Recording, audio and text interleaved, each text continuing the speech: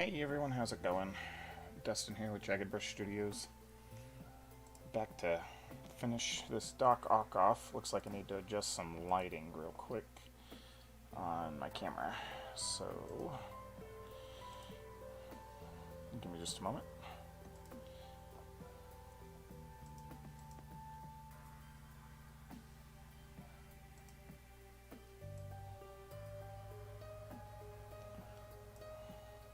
Alright, that looks better, I think. Yeah, much better. So, alrighty.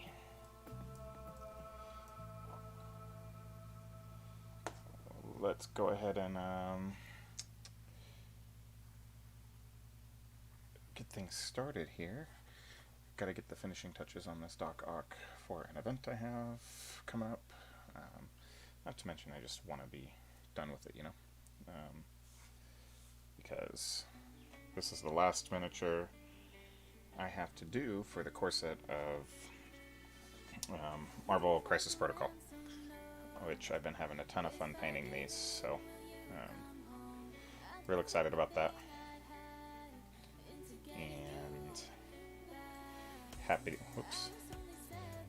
to be almost done with the core set. If you're just joining me, this is where we left off. If you didn't see yesterday's stream, this is where I left off. So we started doing some yellow highlighting right in here and on the boots. We are nowhere near our highest highlight yet, but we base coated everything and got ready to go ahead and get that working. So and we're ready to start working on some more of these yellows, I think. Finish those up and then we'll move on to the greens. So if you're here, I'd love for you to say hi in the chat and let me know.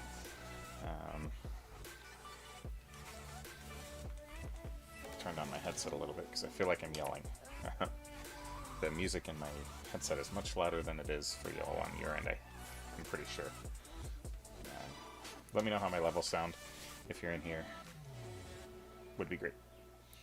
So, what we were doing is we were using this Daemonic Yellow and we were highlighting our yellows. So, we're going to go ahead and get back to doing that.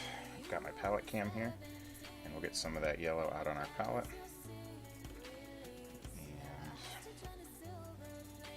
Grab my fine detail brush, or detail brush. Shouldn't need a whole lot of thinning. Try not to shake my camera. I didn't make it to the hardware store just yet to get the parts to make more and more secure mount, so bear with me as it might shake just a touch. I'm going to try not to though, because I know it makes some people uneasy.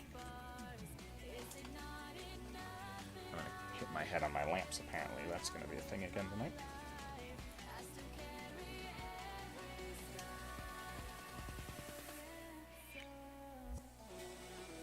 Get this yellow on there. We're going to finish this guy up tonight, even if I have to stay up pretty late to do so, and we'll do it on stream. So we'll be streaming for a little bit, because it'll probably take me a couple hours to get this guy finished up.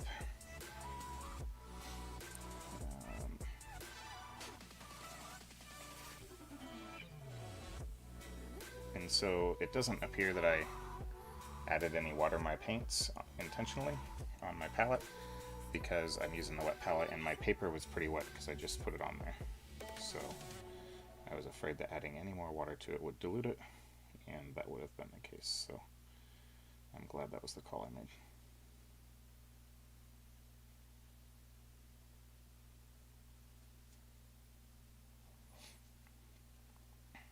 If you're new to my streams, glad to have you.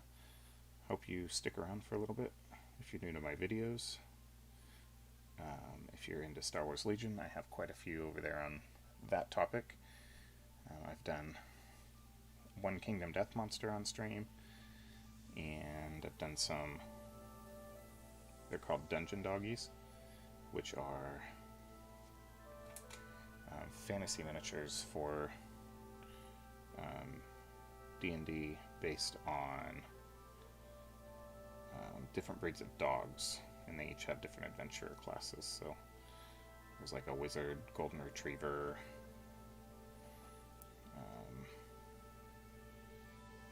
I don't remember what all of them were, and I don't recall which ones I actually streamed and which ones I just did on my own. So go check them out if you're interested in that. Got this new mat in here today. I'm real happy with it. It was a gift from the guys over at Army Painter.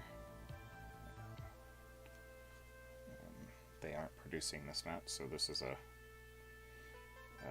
unique piece of tool that I have from them. And by unique, I think they sent a few out to a few different streamers that they work with on the regular. So, excited to have one. It's huge. Go check out my Facebook page for reference photos of how big they are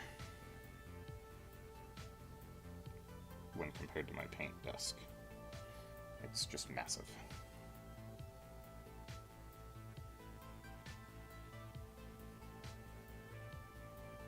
Alright, just adding the yellow here on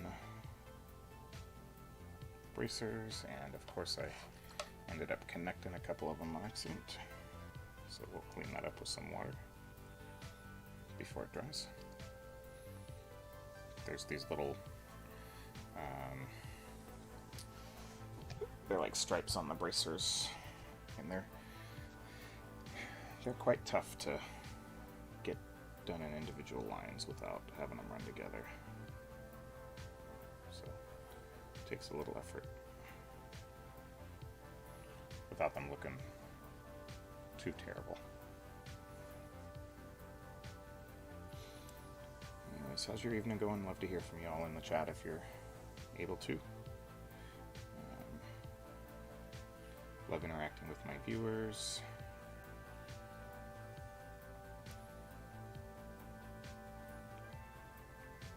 You guys are the motivation that keeps me painting, so let me know in the chat what you're working on. I know some of y'all paint while you watch, and that's awesome. Or maybe you're just watching, who knows. So to bring you up to speed to what we've done yesterday is we completely base coated Doc Ock on the stream yesterday. We started working on the yellow highlights on the lower part of his body yesterday, and we're gonna finish up the yellow highlights and the green highlights today. So as usual, we're working with yellow here, and I absolutely abhor working with that color. It's a difficult color to paint with. I'll let the glove dry a little bit before I go back up to it some more. So we're going to come back and we're going to add just another layer of yellow on some of these areas that we worked on yesterday. Try to get it just a touch brighter. We're actually going to come back a little bit later and add one more shade brighter of yellow on some of these areas, just because I really want some of these areas to pop well. So we're doing this miniature without washes, primarily without washes. We may go ahead and wash the metallics because it just is much easier to shade and highlight that than to try to do metallic highlighting with a metallic paint, since I'm not doing NMM.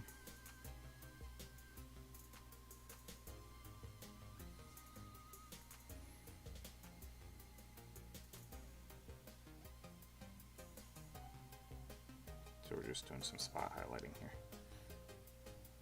with this yellow while we wait for the other areas to dry.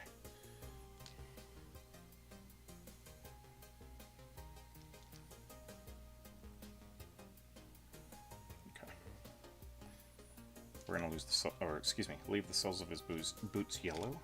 We don't, or it's brown. Wow, it's late. I'm obviously already having a hard time talking tonight, so. But we're gonna leave the soles of his boots brown. It's just an artistic choice that I made. You don't have to. You can paint them yellow if you would like. I am not going to.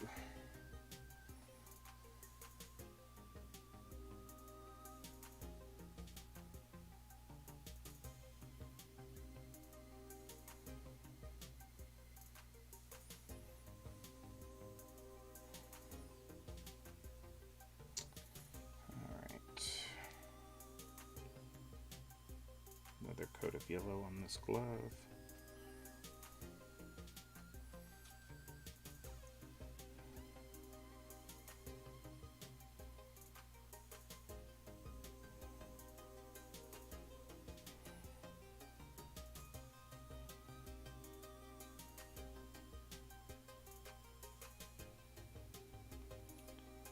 Make sure you leave a little bit of brown along your lines. You want to have it where two different areas come together, because it helps to differentiate. So it's going to give you a little bit of shadow there naturally if you leave the brown there.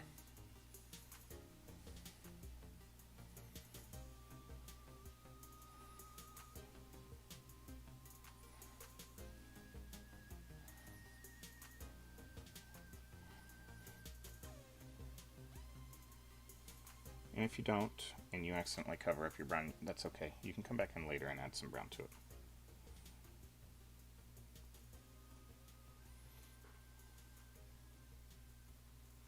If you're just joining us on the stream, thanks for spending your Friday evening with me. I know there's a ton of different things you could be doing.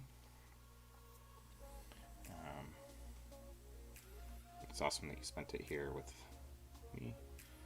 And let me know you're in the room so I can give you a shout out, talk with you, ask questions, do whatever you would like, and I'll try to answer them. Do keep in mind that the stream chat is a little bit delayed, so it may take a moment for me to get back with you. Hey Brandon, yep, we just started. And you're not missing a whole lot yet. So you've missed me putting some yellows on some things. I'll move my phone so it doesn't vibrate like that again. So you've not missed a whole lot.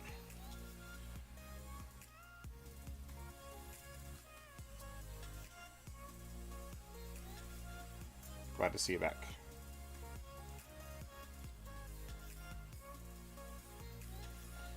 I've adjusted my camera angle a little bit, so I shouldn't be painting off stream as much as last night.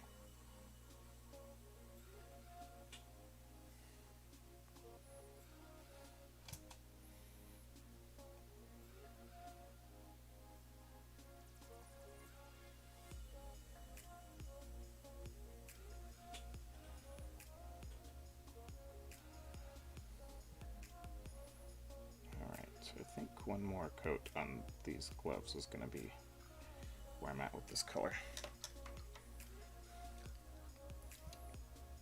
It's a good idea every once in a while to clean your brushes out, even if you're using the same paint color, because it keeps the paint from drying on the bristles, especially with your smaller brushes, because they don't hold as much paint, so they dry faster. Alright, let's try to get these fingers painted on this other glove without making it look like we finger painted them. See what I did there? I may even have to go to a bit smaller brush here. Let's see, I've got same detail.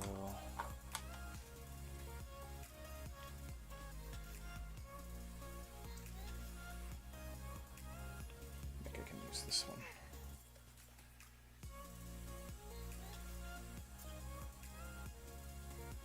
It's got a bit of a finer point on it.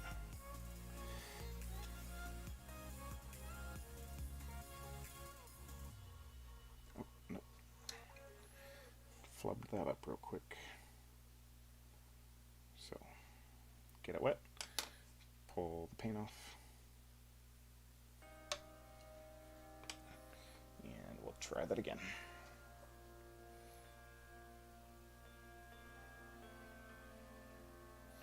This is, some people ask, this is an army painter brush. It's a Wargamer Kolinsky Masterclass brush.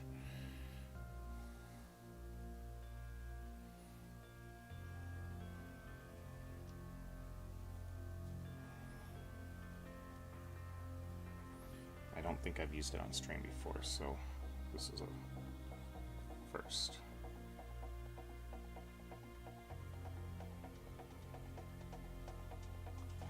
A little shakier than normal tonight, I'm not sure why. So, there'll likely be a few more mistakes than normal, that's okay. We'll touch them up and do what we got to clean them up as we go. I'm not super happy with the way those fingers just turned out.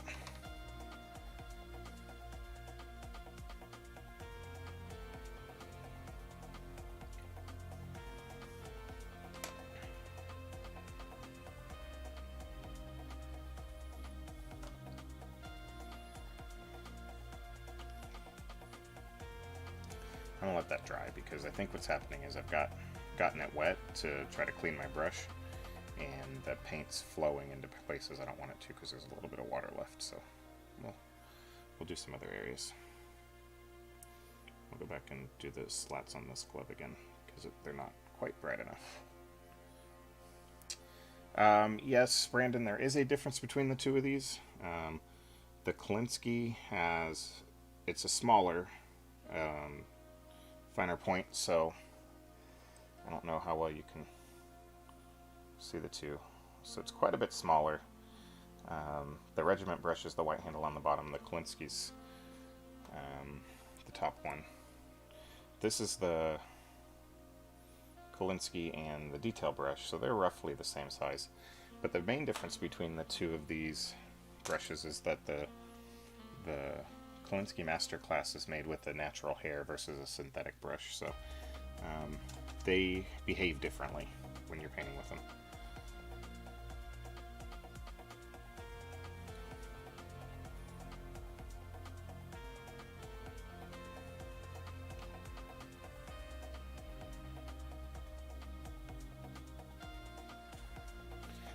This Kolinsky one tends to keep a nice finer point, but I do save it for when I need it to be a fine point because I'm rough on brushes. So I go through them rather rapidly. Not intentionally.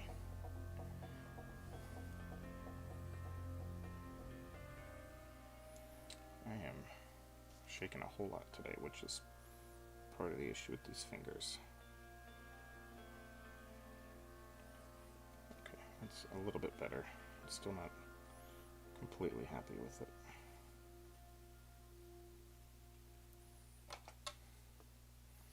Let's try to clean out the groove there.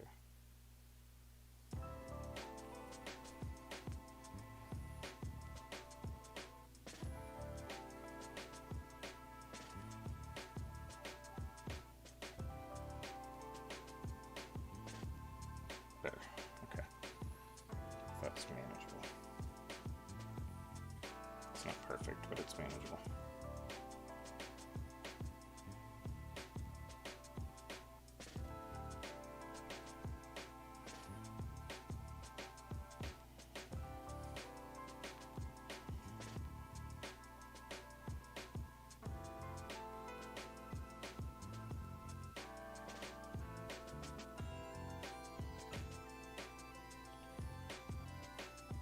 One thing I try to tell people is they're learning to paint is don't focus on the tools at the beginning.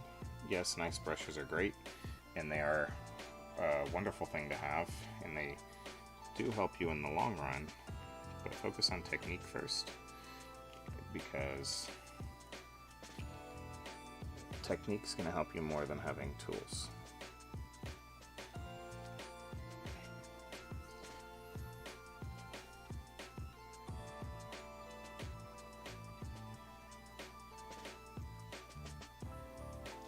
tools are fun though.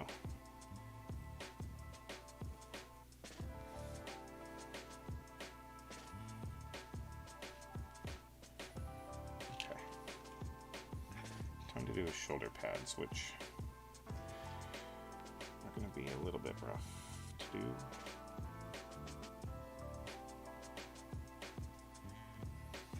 And I wish that there's not going to be a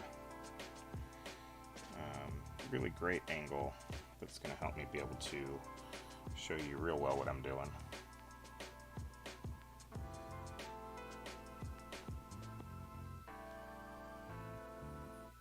Because of his Doc Ock arms. They're going to get in the way.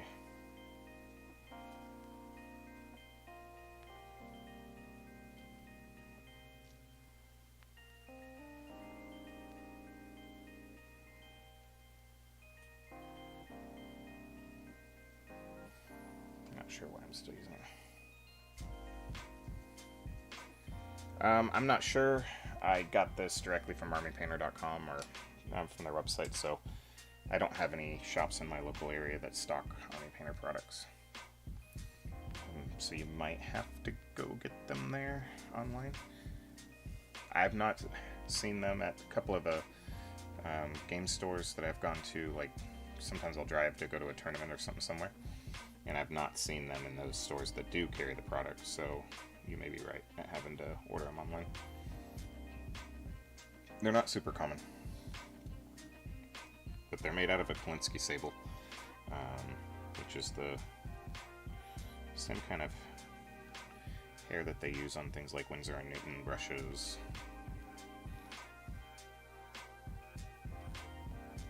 Like I said, I tend to primarily save them for when I need super fine points.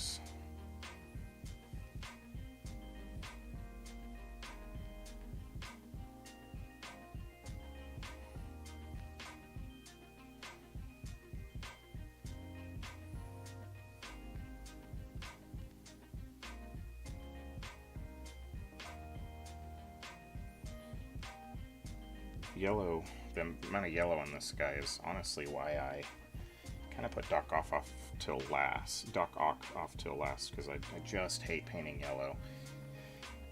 Even when I did MODOK,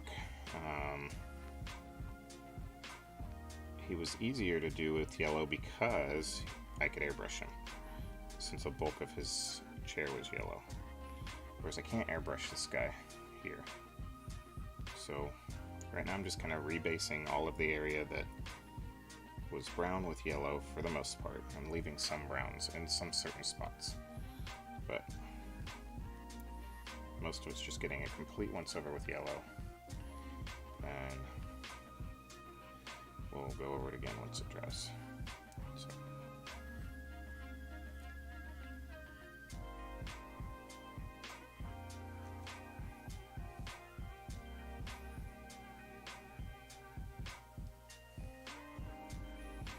Alright, while we wait for some of that yellow to dry, I'm going to go ahead and start working on some of the yellow for a couple other spots.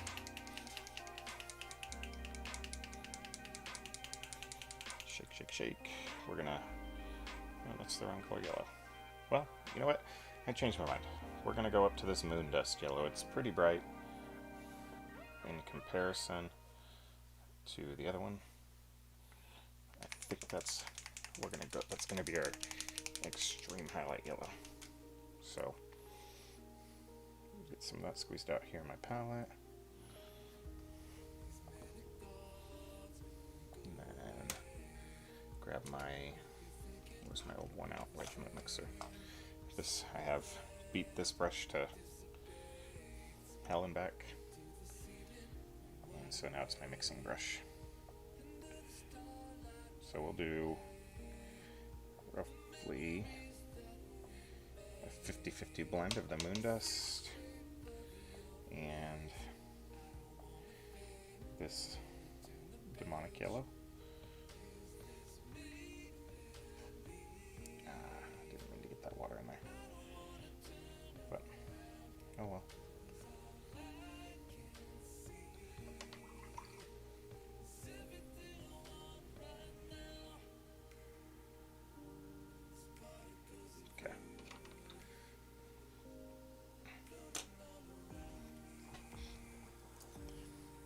go. Let's start with highlighting this belt again.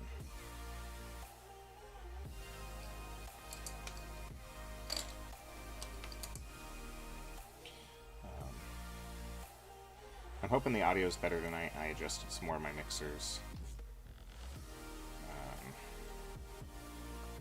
to get the sound better, I hope.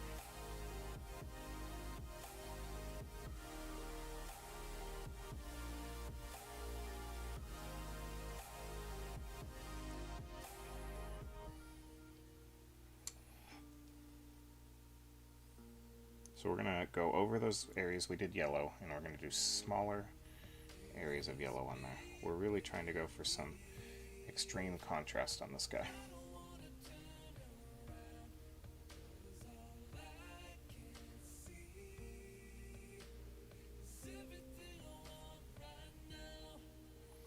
So we're going to highlight even fewer areas than our last yellow highlight. And if you remember, this is our third color of yellow that we've used. Great, thanks, Brandon. I turned my voice up some more, hoping that would be the case. So, from yesterday's stream, we started with a 50-50 mix of the brown and yellow, and then we went to directly the Daemonic Yellow, and then this is now 50-50 mix of moon dust and Daemonic Yellow. And then after this, we'll probably go with the pure moon dust.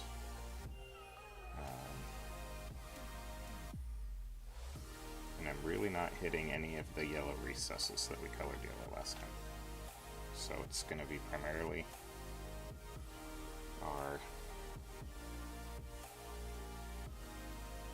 just our ridges and stuff. Now there is a small ridge on his boot. It's really easy to miss. It's also really easy to mess up, so be careful with that.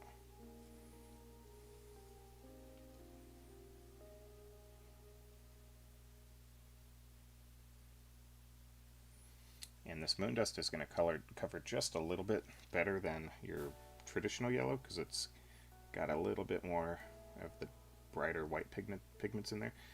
Not that white covers exceptionally well itself, but it's got more pigment in it, I guess. I don't know, I had better experience with it covering.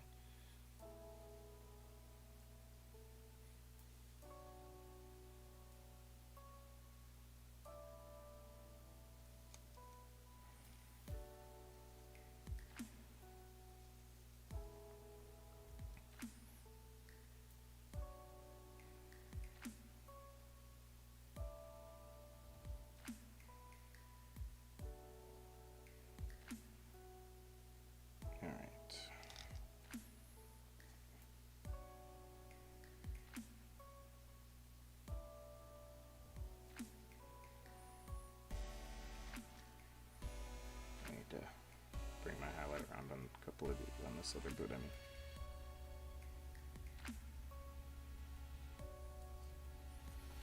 There's where we're at with it.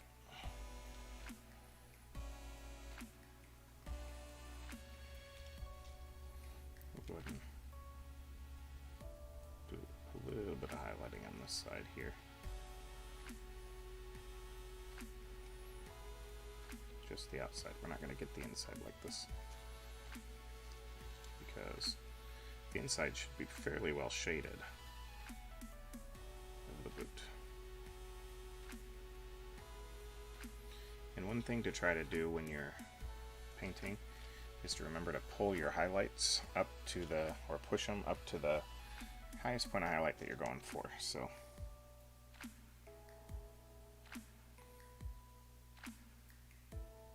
that's going to help if you have little pools of paint left over when you pick up your brush. That's going to help that to focus on that one spot.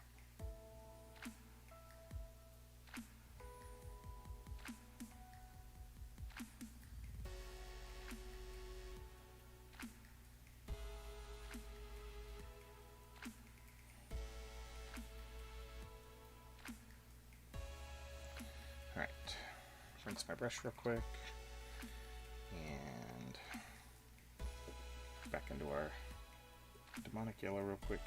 I'm going to put a second coat on these fingers. Oops. Bump my wet palette out of the way.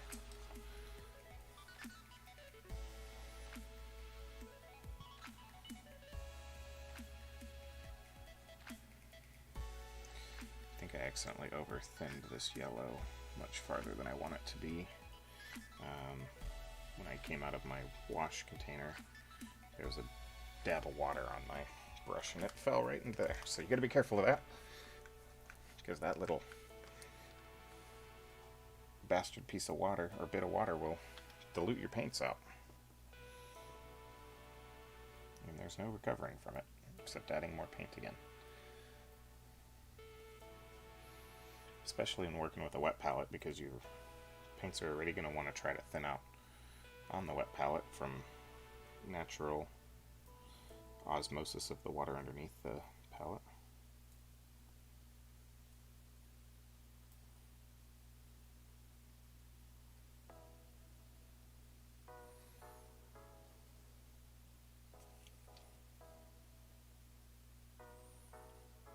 And work on these shoulder pads some more.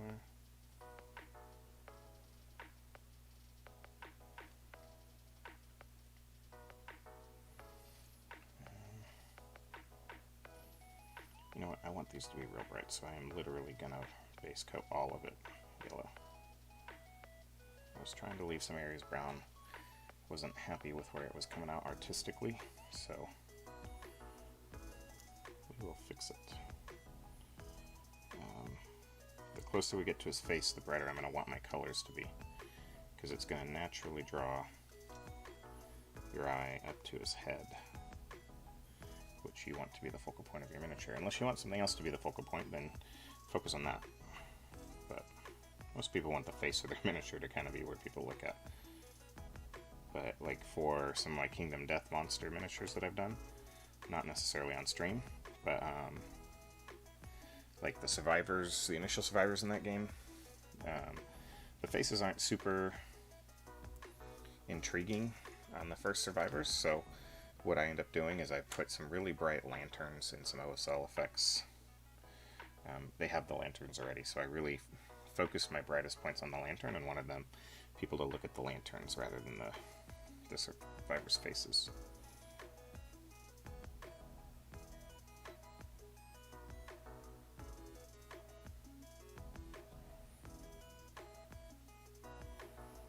You can find pictures of those, what I'm talking about, on my Facebook page.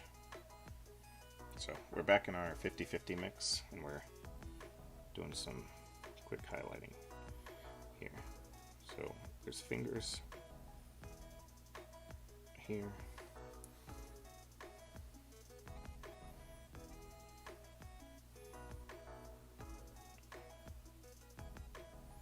Don't try to do this all in one coat. You're gonna have to do multiple coats of this yellow, I promise.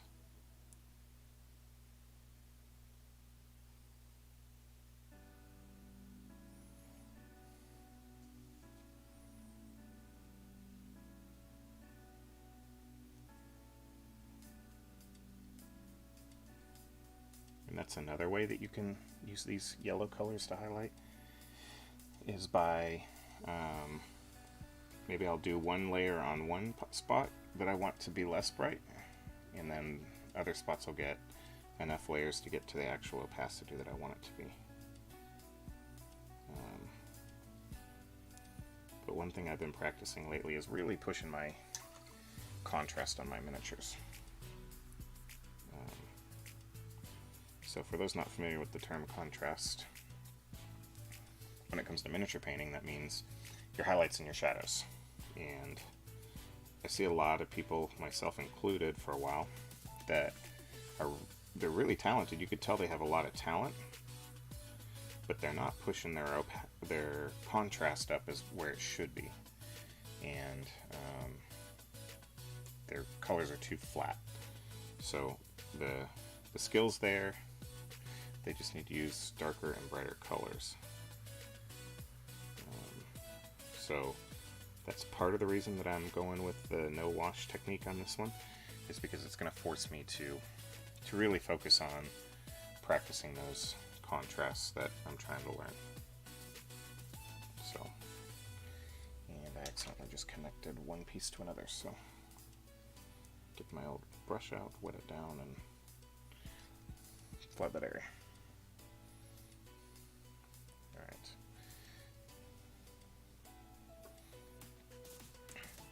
We're going to do another coat on the upper shoulder pads. They should be dry. You really want to make sure this yellow is completely opaque before you start trying to highlight on it on these upper shoulder pads if you're going to do it the way I'm doing it. Nothing looks as bad as trying to highlight over paint that's partially transparent when it comes to yellow. It just looks muddled. I mean, I'm sure there's stuff that looks worse, but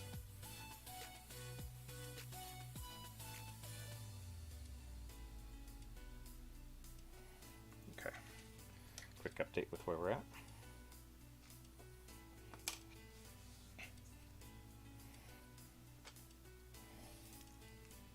I'm going to go ahead and go into my pure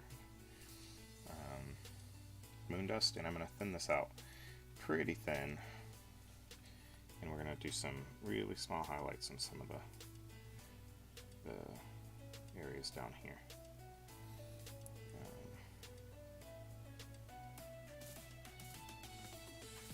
I don't like that. We'll take that off. I don't like how it turned out. I was trying to do an edge highlight right on the bottom where light might catch, but it didn't turn out the way I wanted it to. So we'll get it wet and we'll take it off. Alright. Down here on the boots. So these are going to be tiny highlights. They're going to be real small.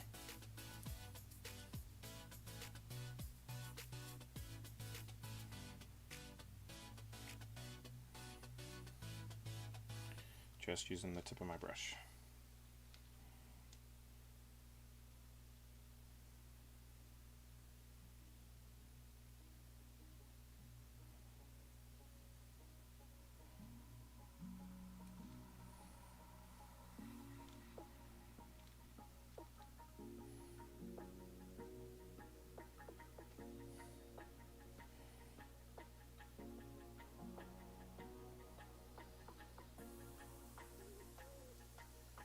You don't want to overdo this color because you'll end up looking like it's white, is the impression you'll end up getting.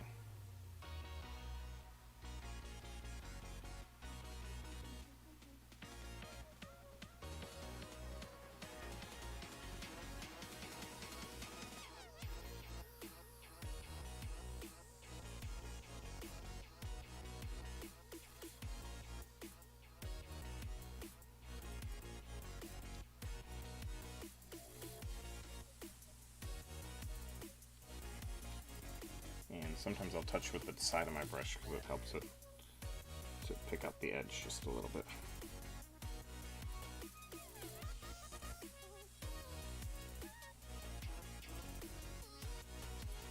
We're not going to pull this color into the inside at all. We're going to focus on the outside areas.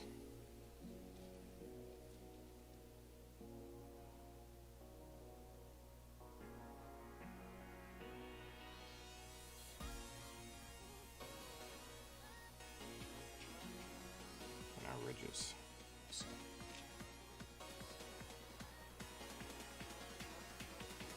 Sometimes when you're painting these comic miniatures, you may over-exaggerate some of your highlights.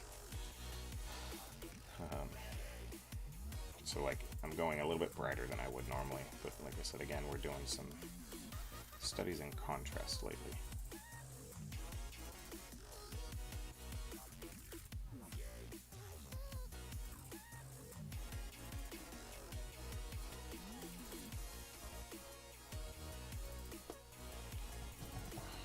That had an itch.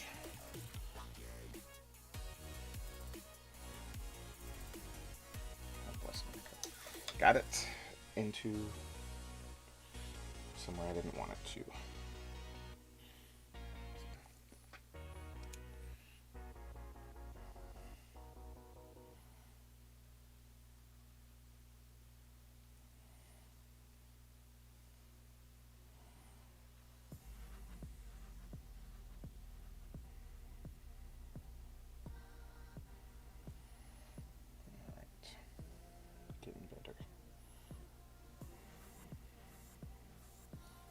Starting to look more yellowy to me. I'm not sure what you all are thinking, but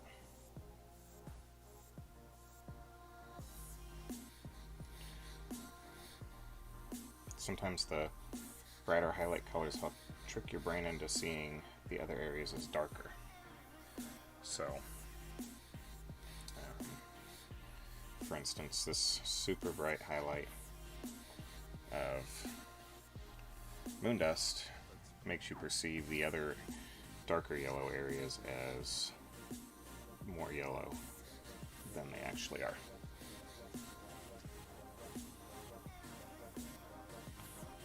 Some really small highlights on these fingers.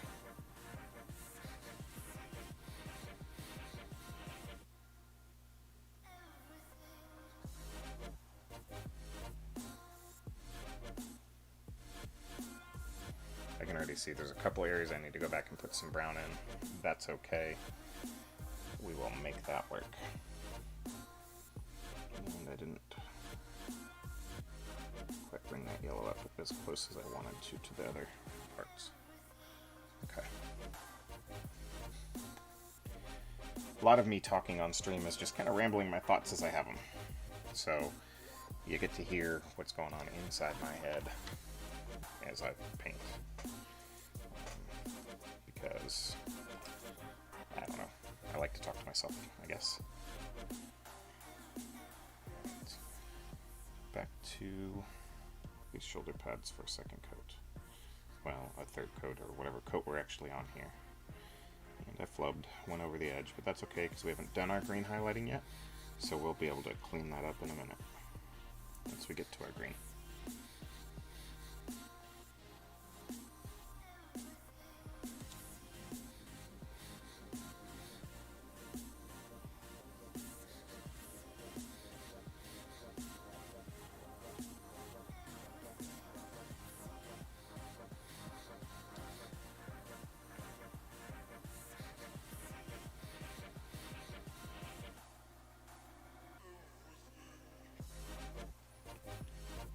I think we're at a point to where I can let that dry and then go ahead and start working on the brighter highlights there. So I'm going to get a drink of water. I'll be back in a second.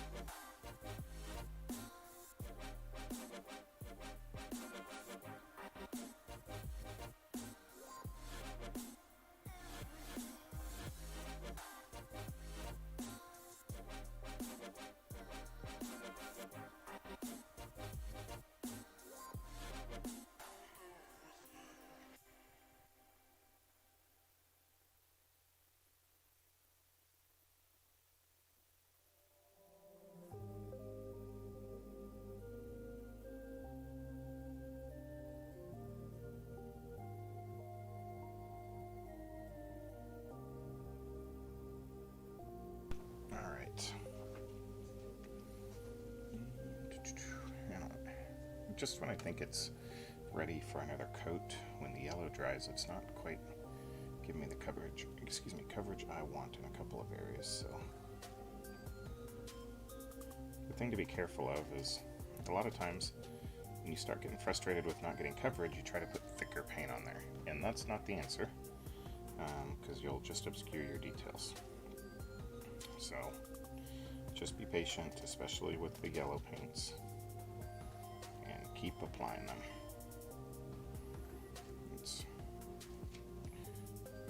Say that's fairly sufficient. Get down in here real quick. Okay. What I can do while that yellow is finishing is I can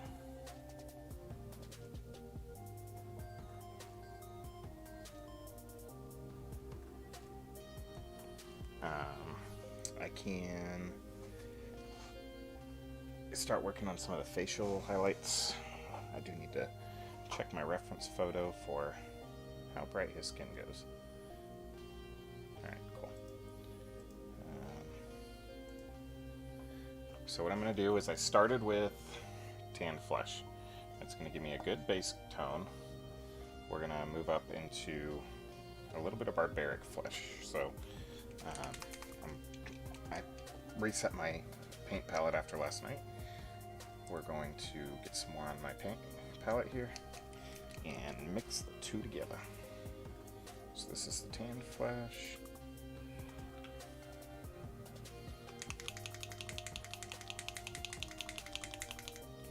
This is the barbaric flesh.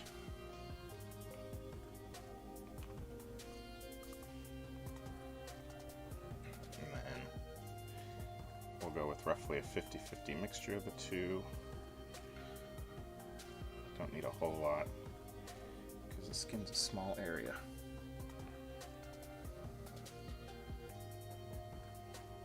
Okay.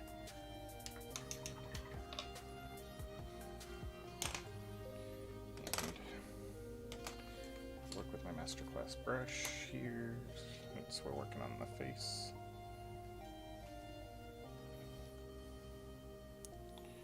And he's got some very unique facial features, so it's got a nice smirk, which we're going to try to bring out on him. So we'll start with this nose.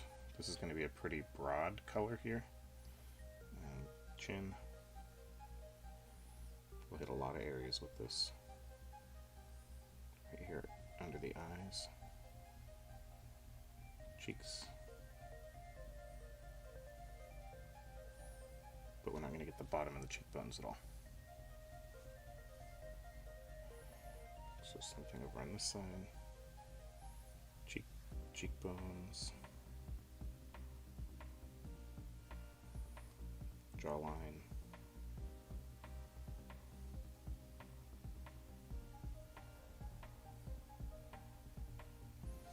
And what we're going to try to get, just the tip, is right on the top lip.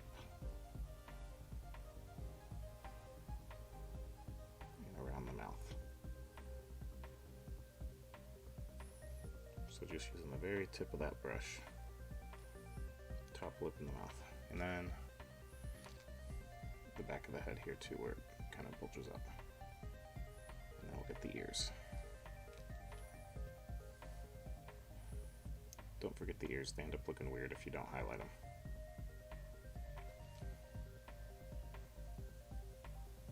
Alright, so we're going to go and we're going to grab a little more of that Barbarian Flesh. So we're probably, I don't know, leaning more towards a 60-30 blend, or a 60-40, or maybe a 75-25 blend. As my shades get lighter, I'm going to thin them a little bit more, because you don't want to leave brush strokes, so that would be bad. I'm also going to do forehead right above his glasses with this. We can always come back and touch up with our black if we go over. That's okay. Alright. Nose.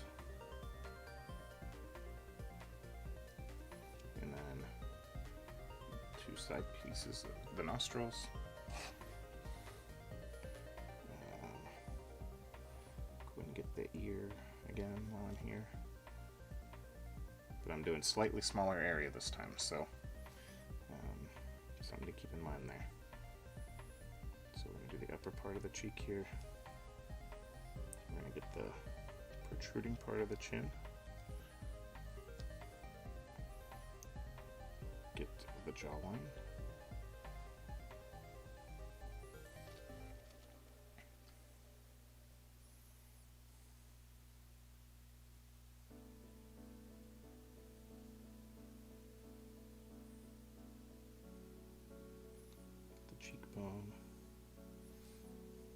just the most prominent parts of the cheekbone that time. And then a smaller area of the lip. So we're trying to give him that scowl that he has.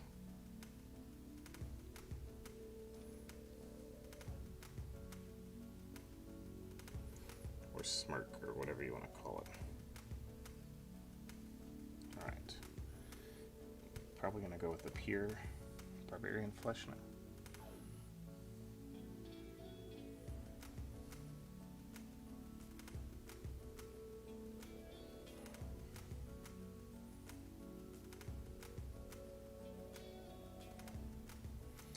These Doc Ock arms make it a little bit tough to get into certain areas. Oh, I know what I forgot. I forgot to do the back of his head real quick with this other color. So we'll do that while I'm thinking about it. Slightly smaller area than before. Okay. Yes, I eat my paint every once in a while.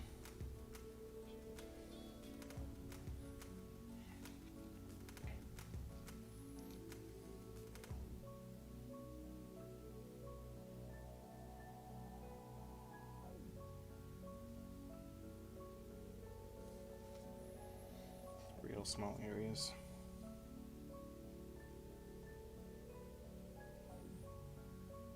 Finer lines on the jawline.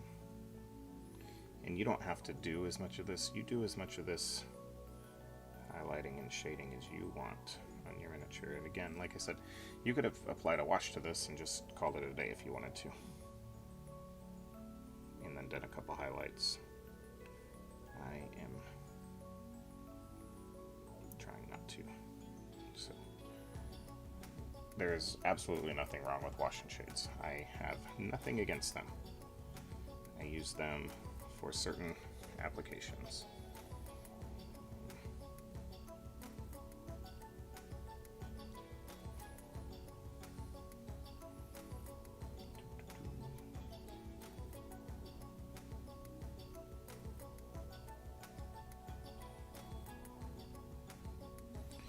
He looks like he almost has a mustache with how I ended up doing that smirk, but it'll come together. He has a skin-colored mustache right now. And then on the back of the head. Okay. So to go any brighter, what I need is, I need to try to not shake my camera. I apologize for that.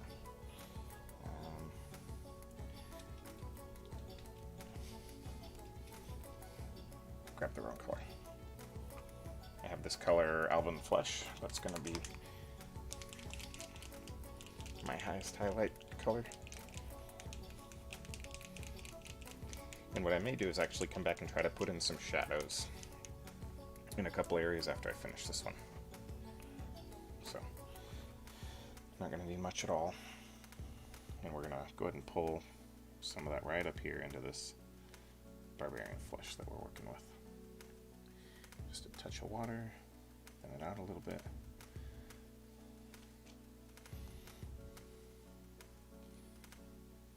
And we're going to do some super small areas here.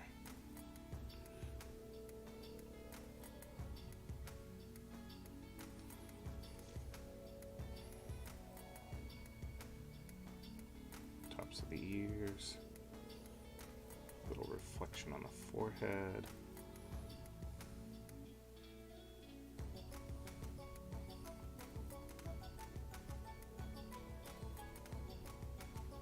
Little tiny bit on the cheekbones here, not a whole lot.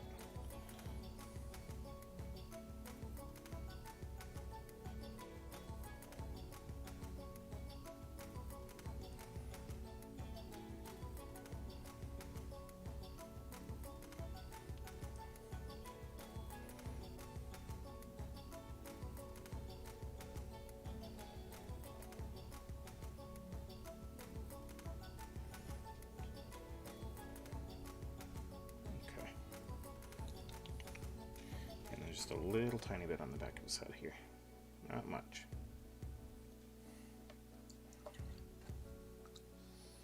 And then pull in some pure And these are just going to be little tiny highlights.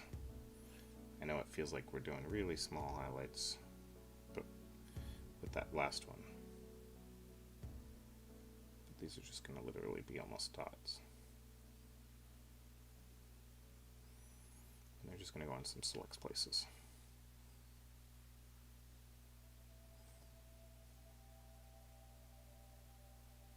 Okay. And I am going to go try to darken a couple areas that are not as dark as I would like them to be. So we're going to pull out some fur brown and darken some shades real quick. I'll darken some skin real quick. Why is that blobbing out of there? That was cool. Got a lot more of that than I wanted to on my palette. Alright, so we'll 50-50 mix that and some of the Barbarian Flesh. And the reason I'm doing the fur brown is it's got a nice reddish tone to it for skin tones. So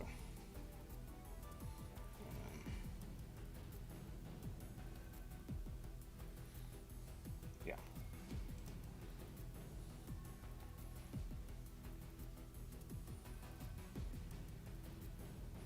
I'm going to thin this down a little bit more than I would normally because I don't want it to overpower.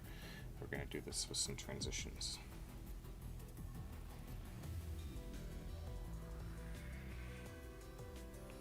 So by thinning it down a little bit extra, it lets us apply it in gradual amounts.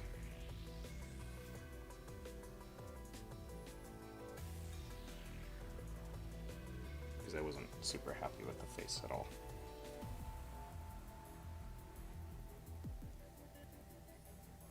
Where we were at with it, so we will go a little bit darker. Right along the hairline, make it look like that hair's shadowing it.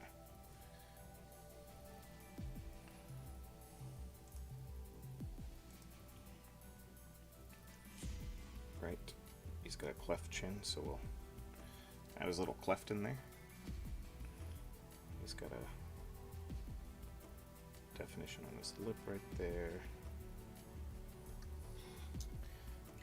Put this down and we're gonna grab our insane detail brush. This thing's tiny. And we're gonna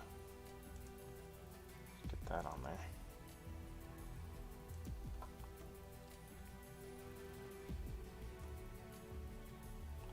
Grab some of that fur brown, and we're gonna try to get his mouth in here. We may need to go just a touch darker for the mouth. Lips area.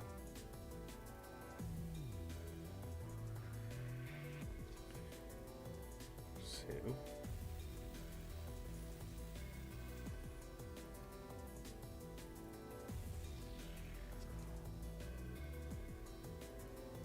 grab just some pure fur brown for that one.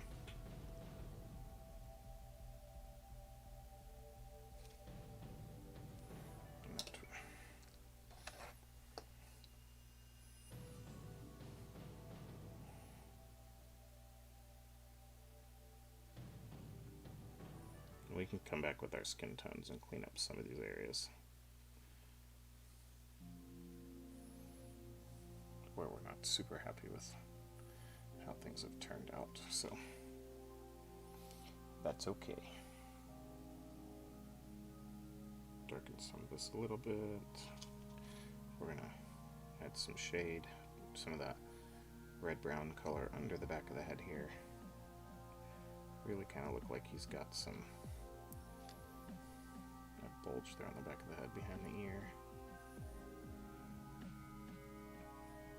Bring back some of that shadows that we lost a little bit of, so I think he's looking better. Alright, so let's go back and put some of our highlights back in that we lost. Doing that.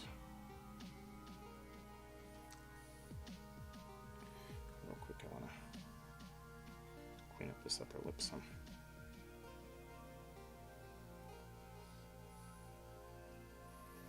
Okay.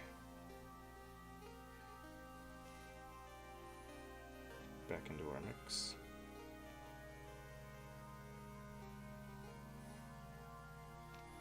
That's our 50-50 blend of the base tone and the initial highlight of Barbarian Flesh.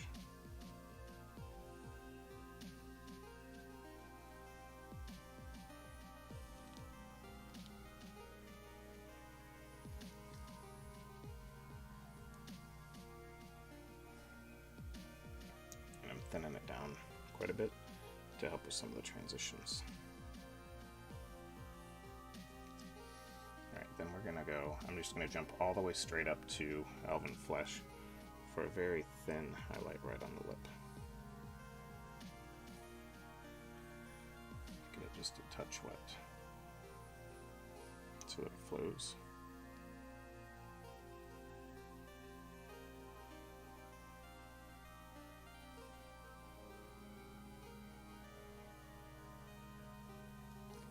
And I went too much there. That's okay.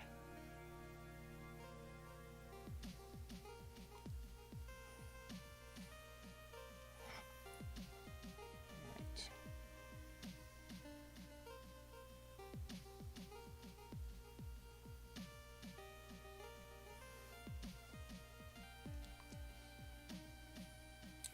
This mouth is giving me fits. It's really hard to see.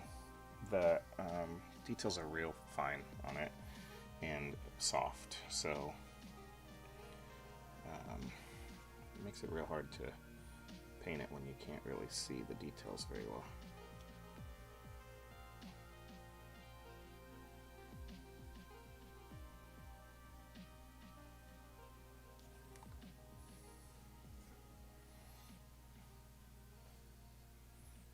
So we're just kind of working with all these colors together to try to bring out some definition on the mouth.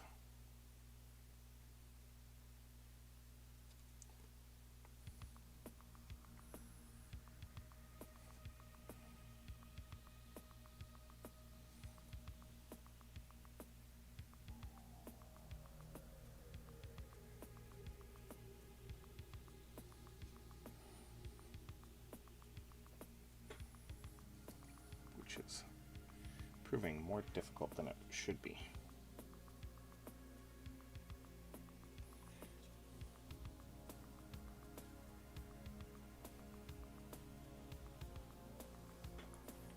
Alright, I think that's what we're going to have to call it there. I'm somewhat happy with it. I'm not 100% pleased, but it is what it is.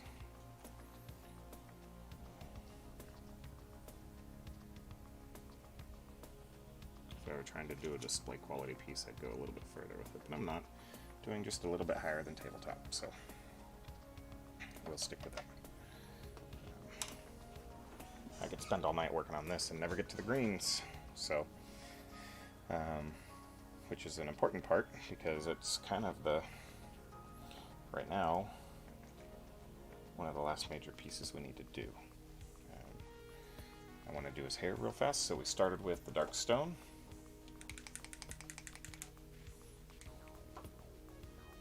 If I recall. And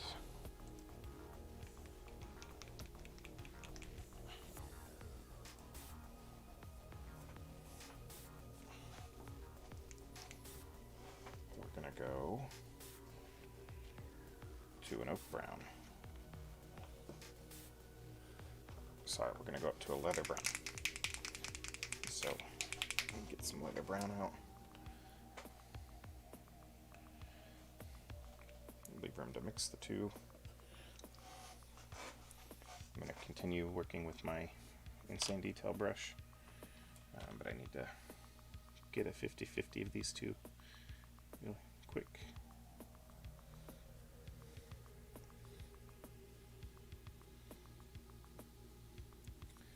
Alrighty.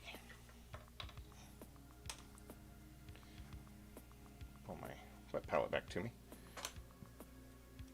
Kind of sliding away on me there.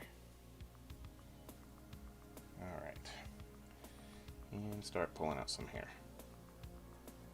with this highlight color.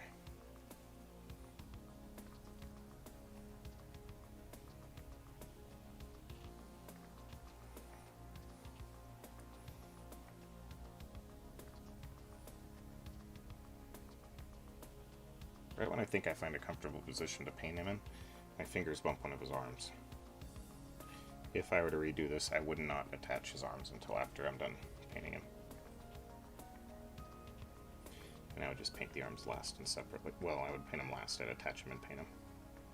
Because this is frustrating every time I bump one.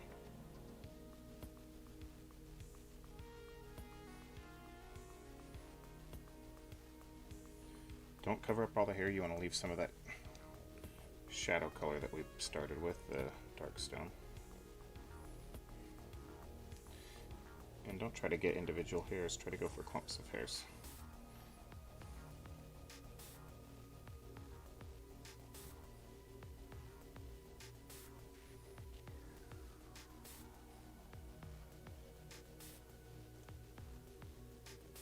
Alright.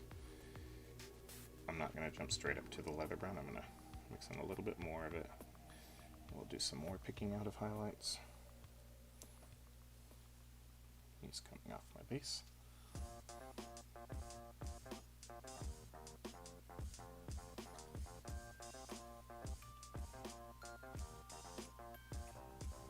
And pick out select hairs with this.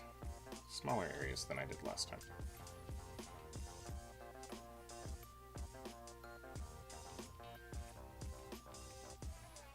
And stick more to the front of the face, like the bangs area. And the top of the head. Again, we're trying to focus our bright colors right near the face.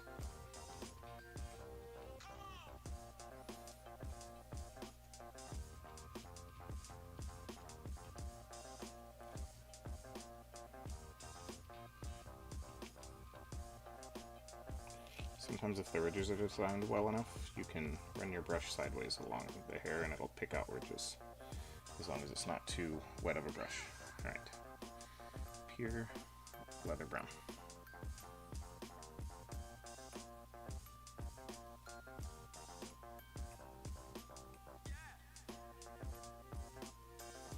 And add just a touch of water to that.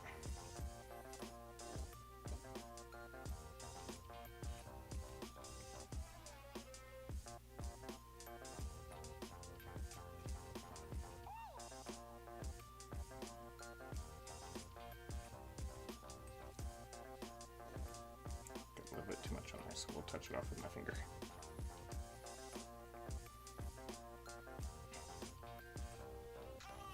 Alright. Got a couple back here real fast, nothing too fancy on the back. And then I'm going to grab a little bit of that moon dust and I'm going to mix it in to desaturate it a little bit. And that'll give us a nice reflective tone.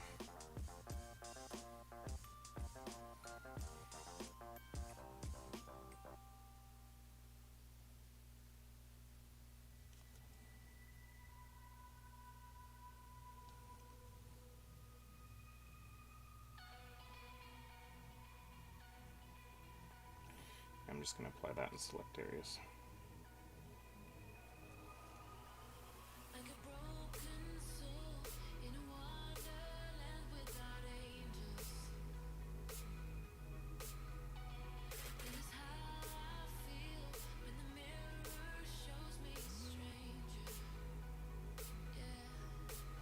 Okay. I did get some leather brown into some areas where I'm not super happy, so I'm going to go back and shadow some things.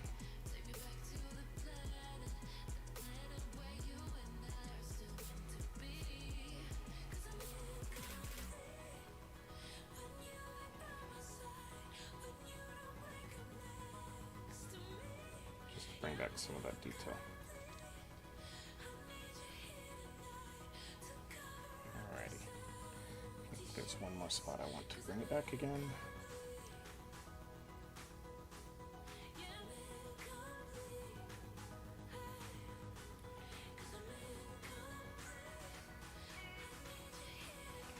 Much better. Alright, grab my black that I used earlier in yesterday's paint stream.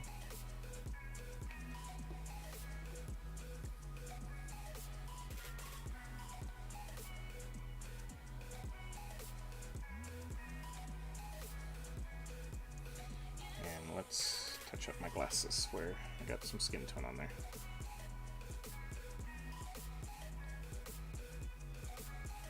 Super careful doing that because you don't want to go down on the cheeks that you work so hard to lock in and highlight. Alright.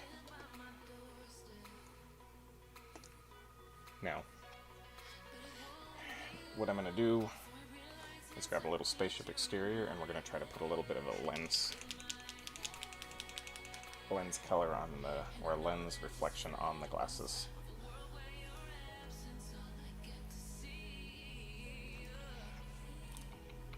Spaceship Exterior is my go-to white.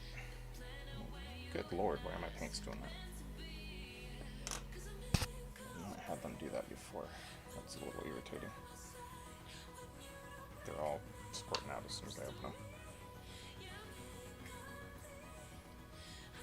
Not something I've experienced. So that dark spot you see under my wet palette is I accidentally poked a hole in one of my sheets of paper and some of my black soaked through under there. So I'm going to want this paint to be fairly thick. And I actually, believe it or not, have one brush that's smaller than this. And I'm going to grab it. It is called the Psycho. And I don't even know if I can get the brush in focus on the stream, so we're going to grab that. Typically I don't work with brushes this small, so I'm going to try to put a couple of streaks on the eye. You have to work real quick with this brush because it dries on the brush real fast.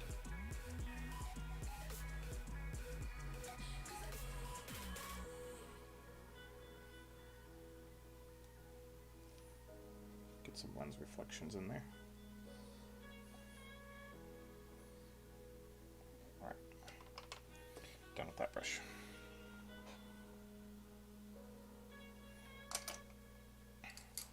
We're going to add mix some of this black and some of the Spaceship Exterior together to make a very light gray. Or a very dark gray, I mean.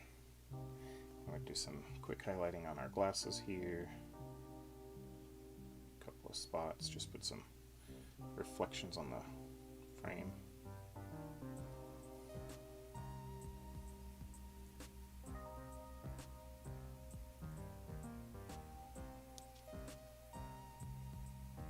Don't go too overboard with it. Just want to give them some color. So they're not just black splotches. Alright, so the other thing I'm going to do is grab some of this leather brown and I'm going to fix a couple of these fingers here that I got some yellow in places I didn't want yellow.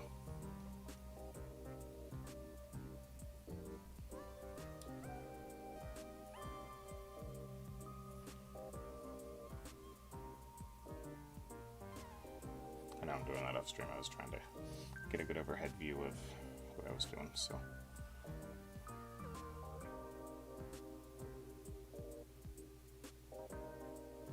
Okay.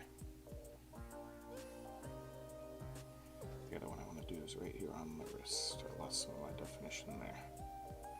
And water blobbed everything again.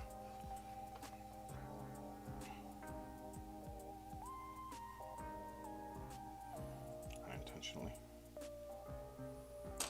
Alright, try that again. Thin it out just a touch. almost like washing it, but we're not. We're glazing. There we go. And then I want to try to define out some of these other fingers that I accidentally blobbed up. I may need to go to a smaller brush for that, or a finer tip brush, I mean. We'll see. I'm using the insane detail already for this, so it should be fine enough.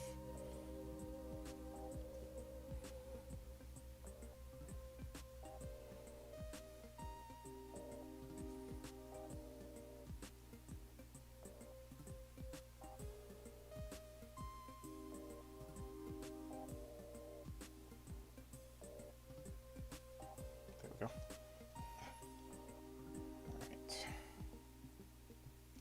I'm trying to finish these up so that I can be done with the yellow areas and focus back on the green. So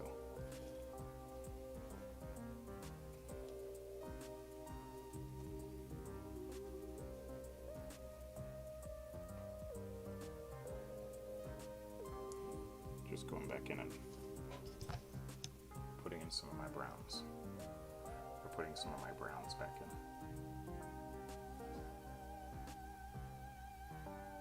Some thinned out brown paint.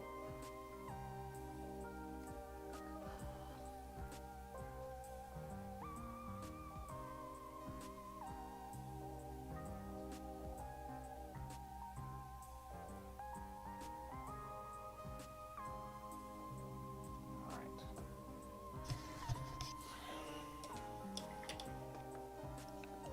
Time to do our upper body yellows.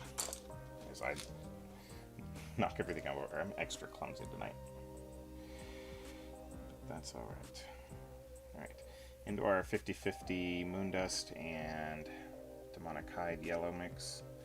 And we're going to start getting some of our highlights in here on these upper arms. Once we get to it, the green should go fairly rapidly. So we will knock that out pretty quick. And by fairly rapidly, like maybe 30 minutes to an hour.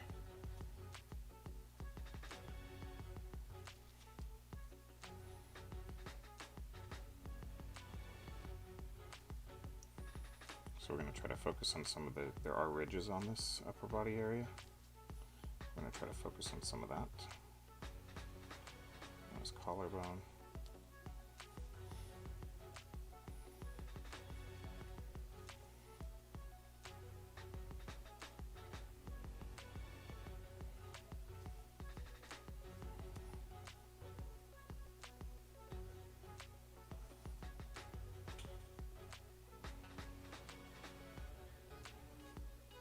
Ooh, almost touched him in the face because I slipped.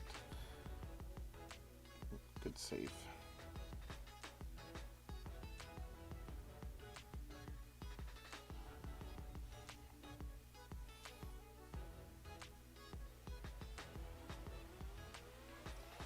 Alright.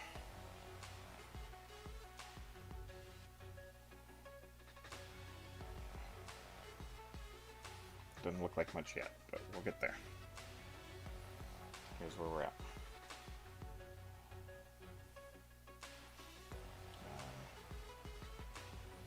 Let that dry for a minute. I'm thinking, alright, our two colors that we used on the green, while that yellow's drying, is I'm going to go ahead and start getting my green ready. We used Greenskin, and we're going to go up to Jungle Green and some of the extreme highlights, so Jungle Green. So here's our Greenskin on our palette. I'm not sure what's going on there. And here's our Jungle Green onto our palette.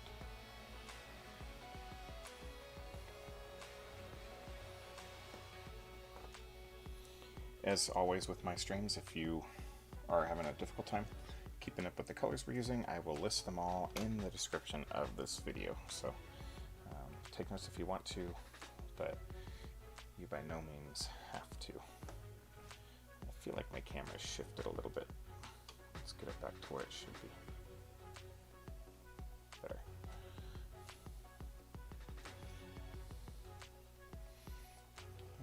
Alright.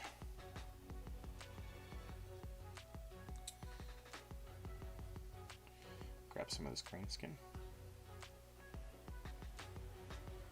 Pull it off to the side. Get the hair off my palette.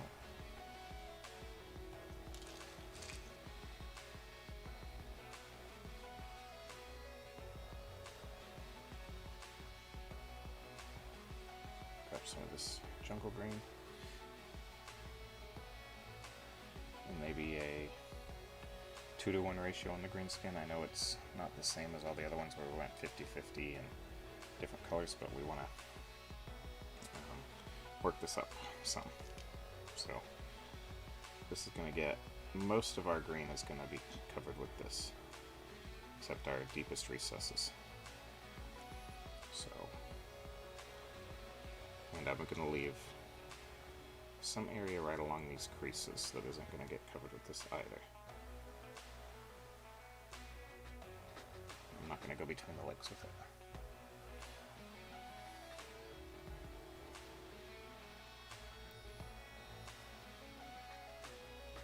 And I have thinned it out fairly well.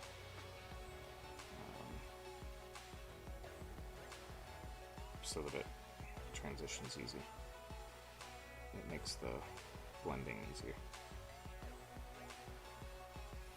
with the thinner paint. So what's going to happen with this is you're going to apply it to your miniature and you're going to be like, oh crap, it's really too bright, but when it dries it's going to dry darker than it appears when you first put it on. So don't be afraid to push that just a touch. We're going to do the inside of this calf with it because it's further down. But we're not going to do up in the groin area with it.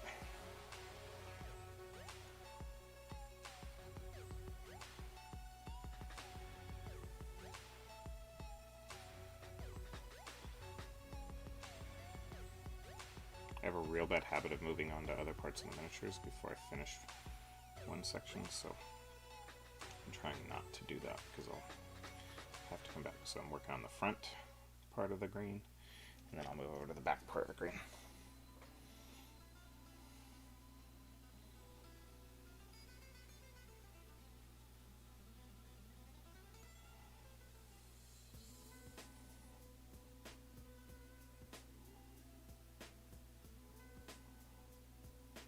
So there's little seams on the pants on Doc Ock. Try to leave a little bit of a dark shade next to them.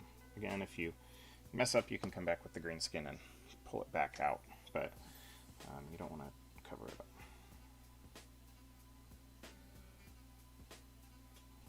Just helps give it some definition. Using, well, I really can't see that under that arm. Using a dark color right next to a light color helps break up areas. And that's one thing that I see a lot of beginning painters do, is they paint their colors right up next to one another. And you want to leave a little bit of a transition zone.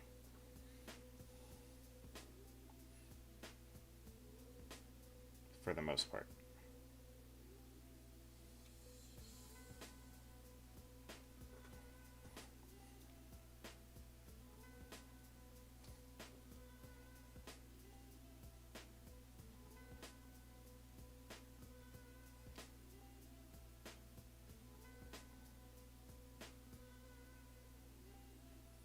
Of course, this is just my style. Every painter has their own style of painting.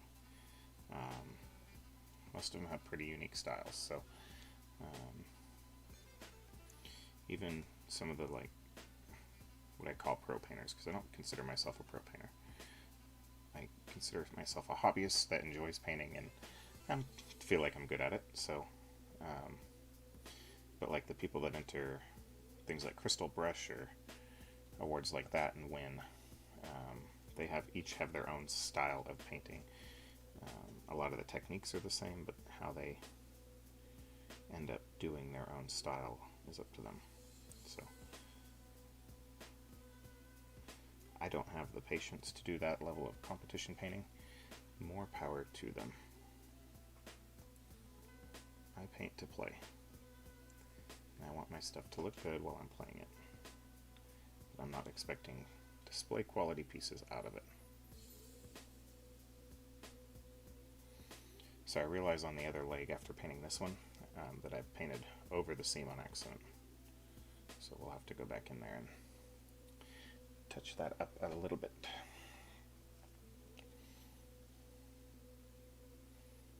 Ran out of my green mixture, so mix some more up real quick.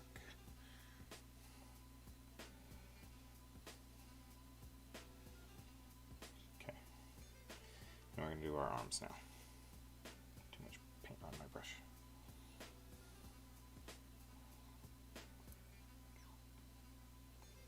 And I'm not going to paint the bottom of the arms because I want those to be deep dark shadows.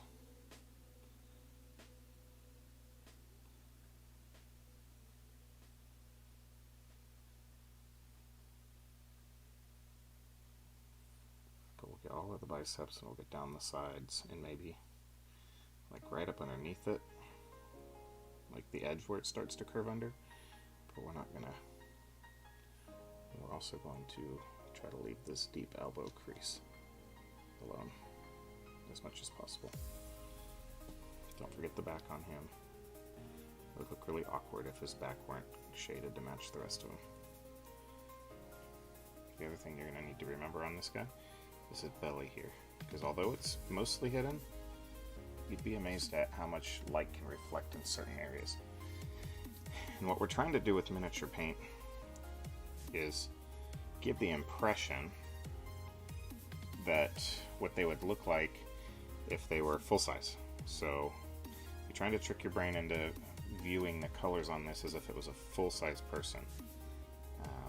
The difficulty with miniatures is that light does not impact their size the same as full-size people do. So when you look at a picture of a person, it's real easy to see where lights and shadows and things like that are, because light interacts with it the way that we would expect.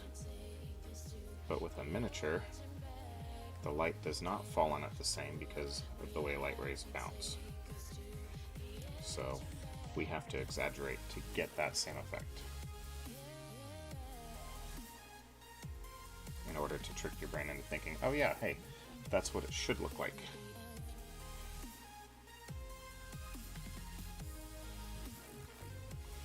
So that's where the art of miniature painting comes in, is being able to say, what would my brain think looks best?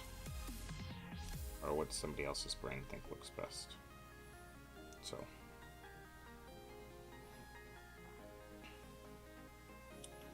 alright. Checking my green transition here.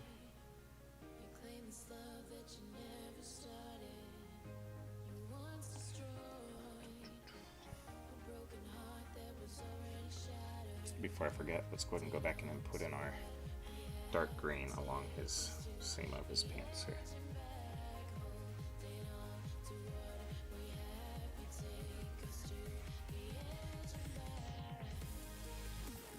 Alright. We're going to let that green dry for a minute, and we're going to go back to our highlight color here. And I'm going to go back to this 50-50 mix, because I want to, it's not as dark as I want it to be. So.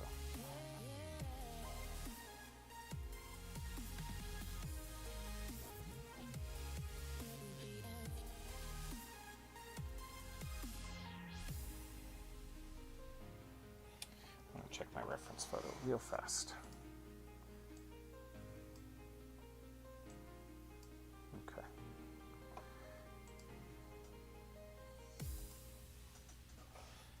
Just as I thought. Just wanted to check where some lines and ridges were, because they're really soft on my model. And it's not my primer, so I've heard some people say, well, it's because you prime too thick. No, I use one thin coat of airbrush primer, and I've primed a lot of miniatures and not lost any details with it, so they're just some of the details on these minis. These specific Crisis Protocol minis are real soft.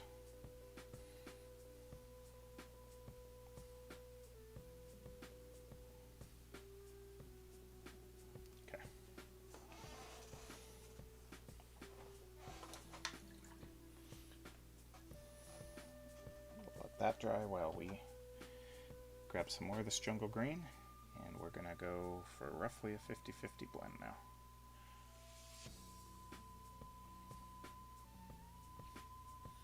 A little bit lighter. Remember, don't be afraid to go lighter than you think it needs to be, because it'll dry darker than what it looks like on your palette or when you initially brush it on. Got too much paint way up close to the ferrule, so I'm going to clean my brush real quick and then pick up some more. Alright. Not happy with that at all.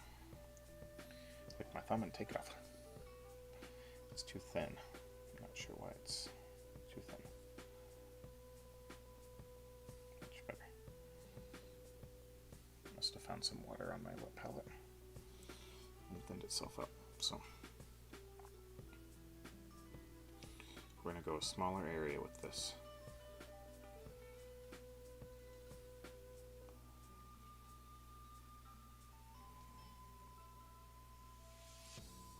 Really focus on the ridges.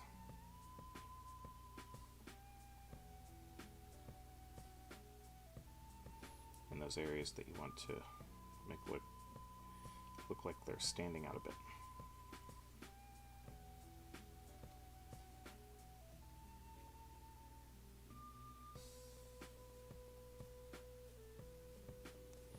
So like his thigh and knee here. And any area that's kind of upturned a little bit. Don't cover everything though, you want to leave some shadows.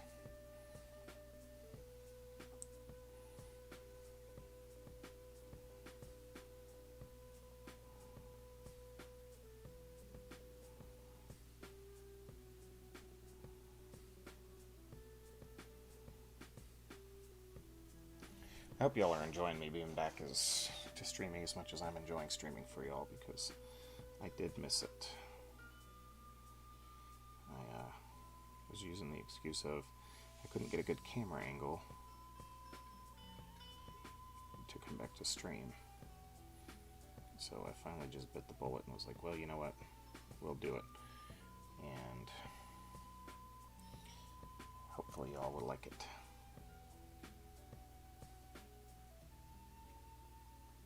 I don't know if it's going to be able to be every day like it has been the last 2 nights, but we will see. I know that I've got a bunch of Star Wars Legion dewbacks I need to paint, so I promise those on stream. But to be honest, those are going to be mostly airbrush the dewback itself, so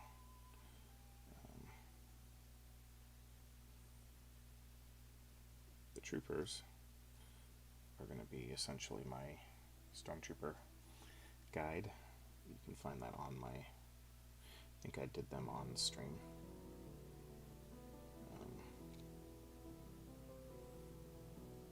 Which are essentially the clone troopers as well. So find either of those and you'll have a good idea on how to do the dewbacks while you wait, or the dewback riders.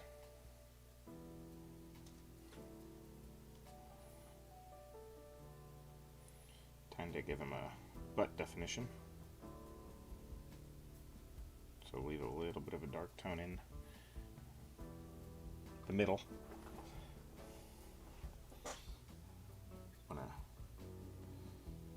It doesn't look natural if they don't have a little bit of definition there.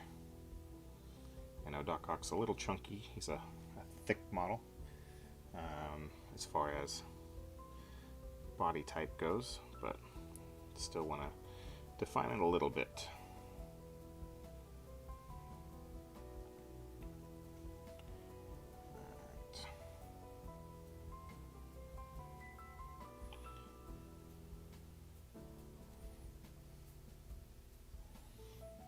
I get a lot of questions about how thin to thin your paint out, and realistically you need to thin it so that it behaves the way you want it to, and that's a little different for everybody. A lot of it has to do with how you paint, what types of brushes you're using, what kind of coverage are you wanting, how much blending are you wanting to do. Using a wet palette, it does tend to require less water added, so that's a plus of a wet palette.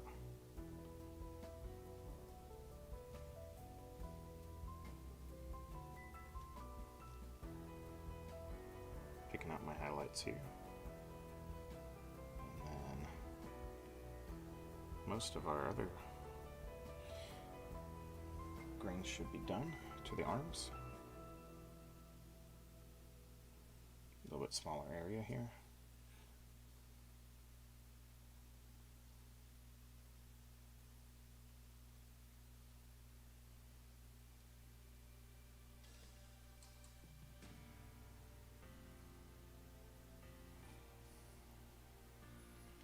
Remember, we're trying to keep it a little bit brighter as we go to the face, so really want to draw attention to that upper part of the model. I'm going to keep repeating that throughout my stream because I think it's really important to remember.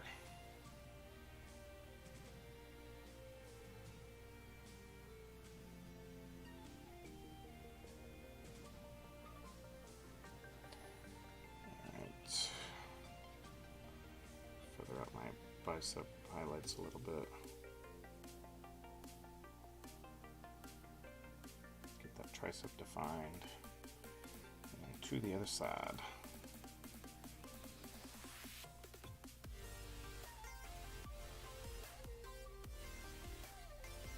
I haven't forgot about the back yet, just haven't got there.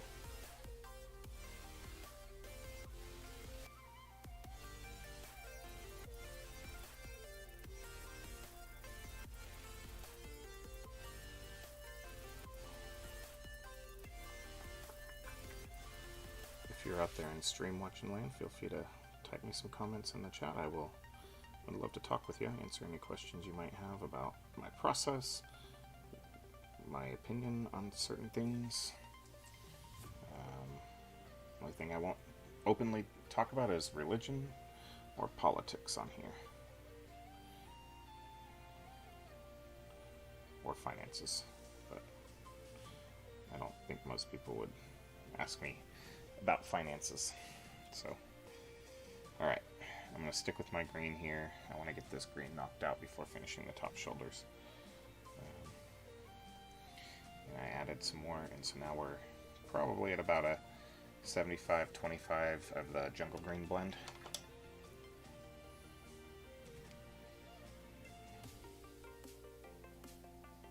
Remember, like I said, it's going to dry darker than you think it will. So, but this is going to be some brighter level colors that we're going to do here. And really pick out some of these ridges.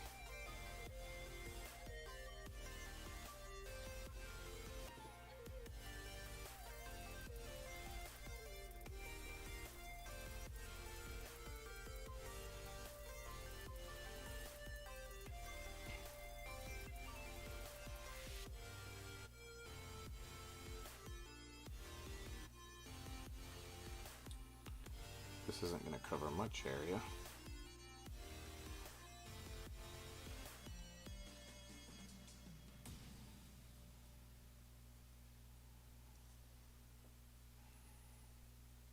And for what I said, all of that, don't forget the belly. I forgot the belly on my last highlight, so that's okay. Easy fix. Before we finish this one, we'll go back. I left some of that color right here, and I'm just going to pick out a couple of small areas. I forgot the belly and back.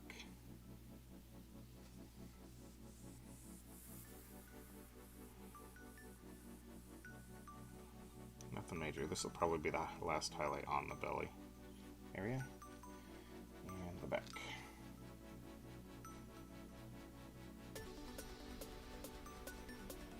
He's got a couple highlights that extend out of his backpack there.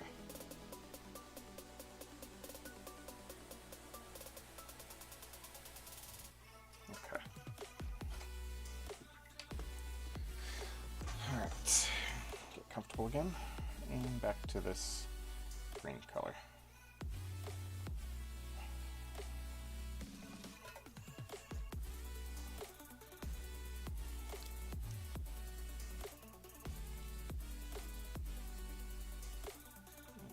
out some of my highlights. Being selective on my ridges here with this.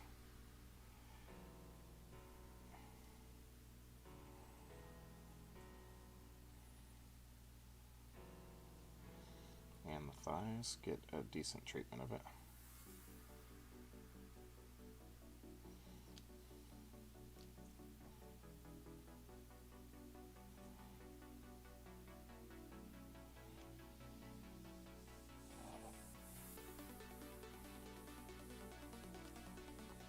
Good lord, Doc Ock's arms are obnoxious.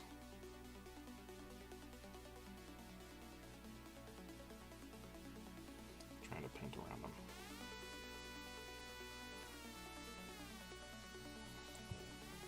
I keep bumping my head into my lamp.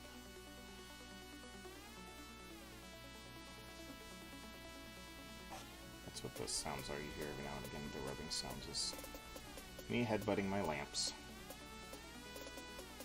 Because I've got everything all pulled in real tight at my paint station so that you guys can see as well as possible.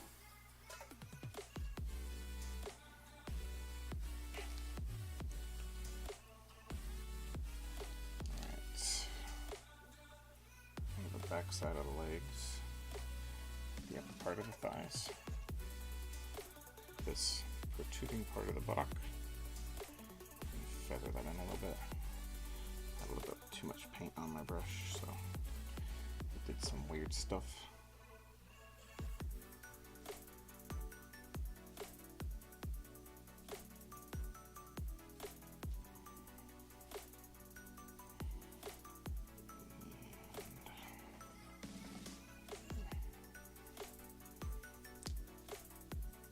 Picking out some fine detail ridges.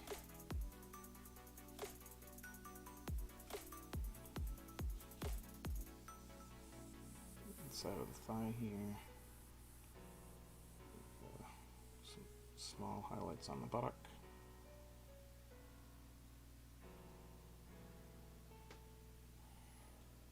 Or the glute, depends on what you want to call it, I guess.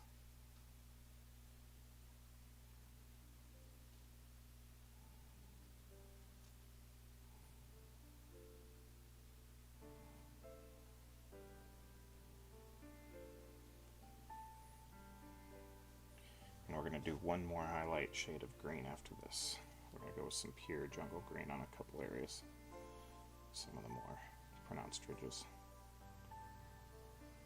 Very sparingly with it after this.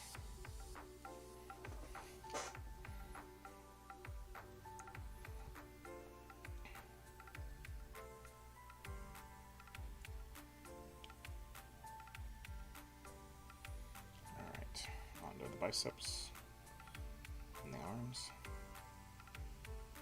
tip of the elbow here, basically just following defining the muscle contours.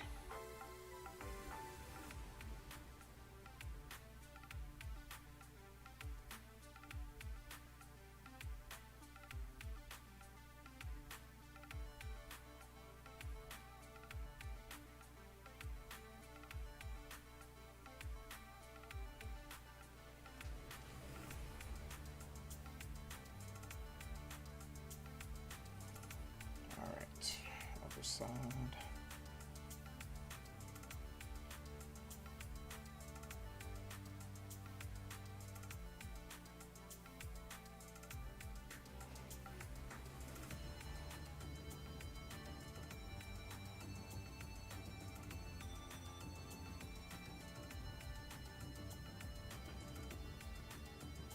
And just a tiny bit on the back side of the shoulder here.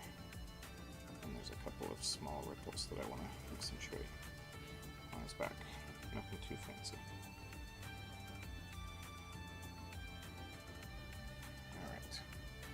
And then into our pure jungle green for what I think is going to be our last color. We shall see. And we're just going to pick out some very extreme highlights here. It's going to look way out of place when you do this real quick, but it's going to dry darker, I promise. But remember, we're trying to do some contrasting work here, so make sure you're ready for that commitment. I promise it will look good once it's done, once it dries.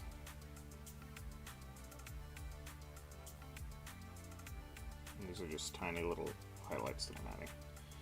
Nothing too dramatic. You don't want to go too big with this, because it will make it look bad. Unless that's the color you're going for. I mean, obviously if you're going for this color of green, then slather it on. I am not.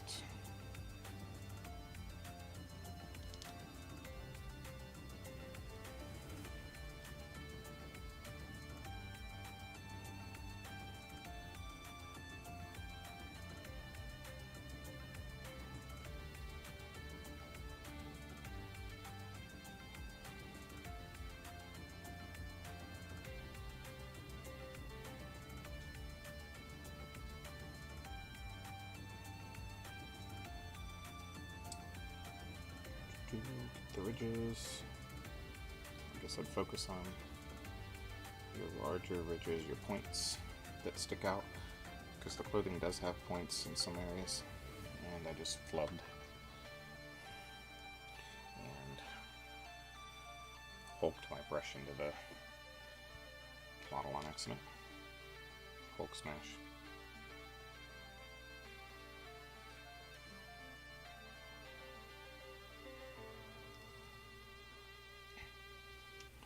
I told you the green would take us less than an hour once we started it. We're getting towards the end of this mini. I'm real happy with where he's turning out. We've got some good contrast going on here. What I'll probably do here in a second is set him aside real quick and show you how I do their bases. It's super simple, but is really a striking effect. But it really is kind of hobby cheating the way I do it. So nothing too fancy there. A lot of dry brushing, and I do wash the bases slightly. I use a wash in the recesses only, so I do some pin washing on them. And I'm going out and picking some areas out that I think need to have this highlight on the legs. So this highlight tone.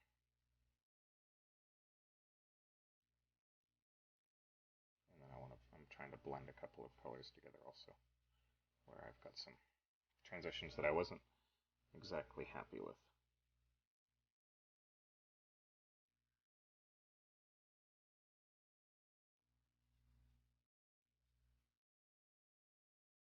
Okay.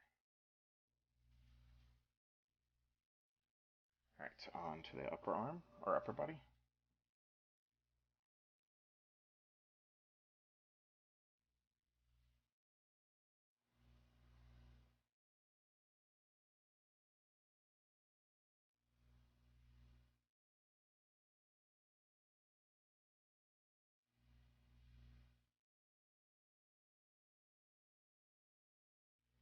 Remember, try to push your highlights up to the brightest areas.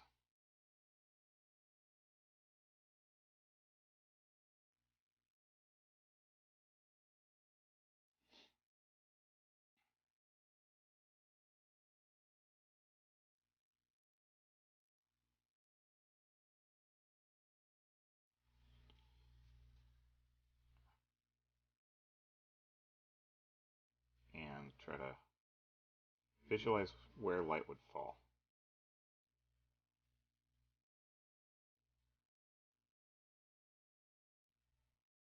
Where you think you might see a lot of good shadows and highlights. So for the upper body, I am going to go grab a little bit of this 50-50 mix of the yellow, and I'm going to mix it 50-50 with, or probably 75-25 with some of this jungle green, because I want to go just a bit of a slight higher highlight on some of the biceps.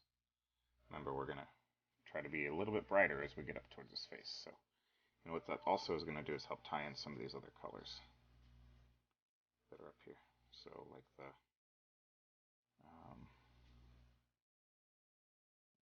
the yellow we already have going on.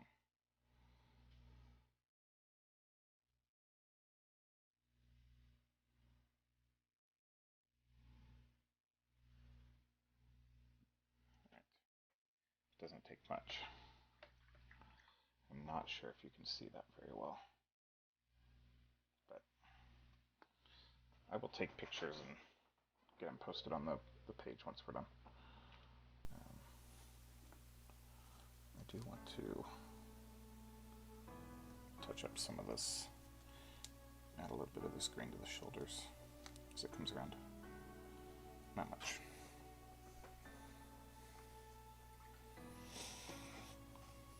Alright, are we ready for it? We're going to go into our bright moon dust here for our yellow highlights up by the face.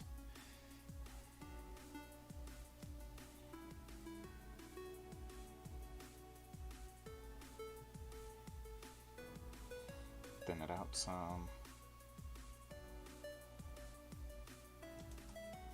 Headbutt my lamp again.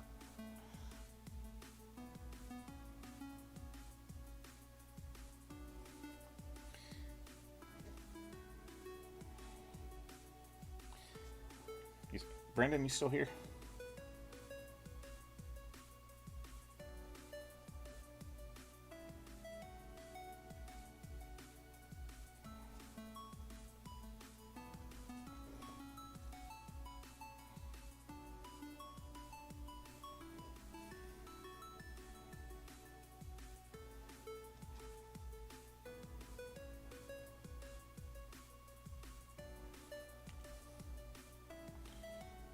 These stock hawk arms really make working up around the head area difficult. I need to clean my brush real fast. Find my brush cleaner. I'm getting some paint down around the ferrule. So I use a Gymnastics Drunken Brush Goop. It works well for me.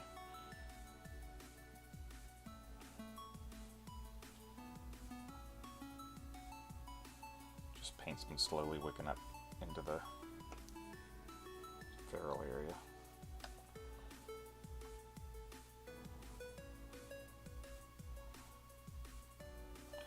So I just get a little bit of paint soap on there and swirl it around on my hand without folding the brushes over too bad.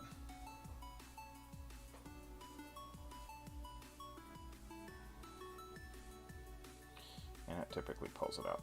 I can see a slight green tinge to the soap, so it's coming out. As well as some dried flakes coming out there. Alright. That's cleaned.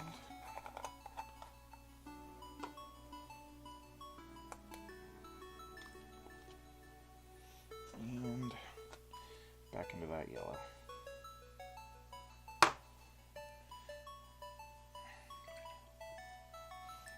Just ram my brush into. A little bit of exhaustion starting to set in, but I want to get this guy done before tomorrow. I don't want to have to do another stream on this guy. Not because I don't like streaming for y'all, but I want to move on to some other things. So, just not happy with this chest area at all. It's just not coming out the way I want it to.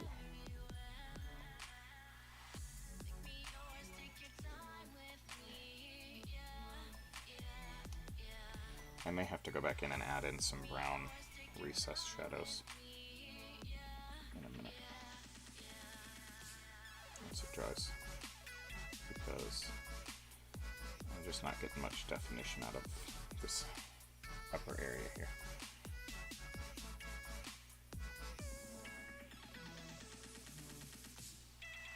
So,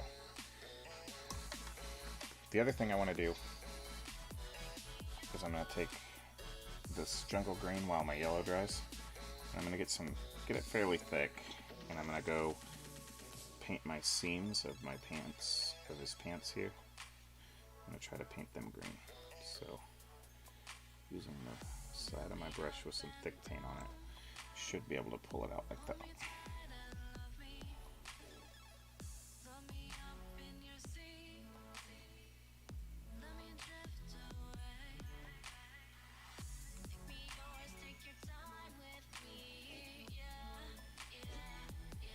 And it does tend to work well with the side of a brush. And like I said, if you flub off to the side or something, don't feel bad. You can touch it up with that dark green. That's why we leave that little bit of dark green along the inside.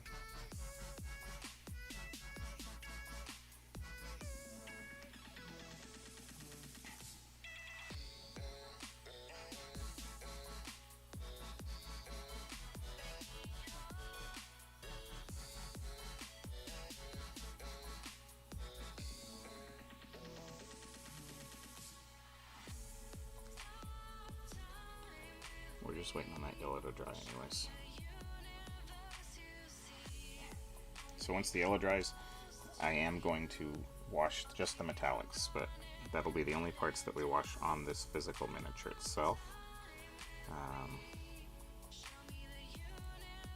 Because there's just not a whole lot of point in trying to highlight metallics when you're using true metal paints. So I'm not going to do that.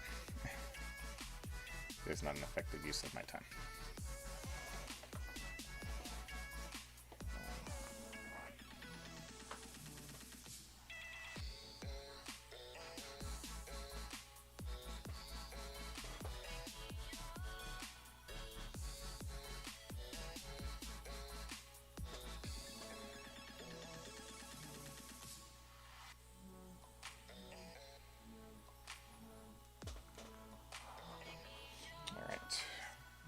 Something real quick.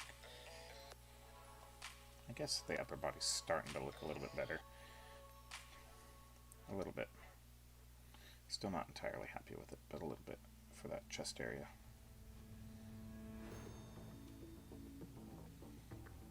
And so for that final highlight, I'm going to take some of my Spaceship Exterior and I'm going to desaturate out some of this yellow. And we'll hit some fine highlights on this yellow up top.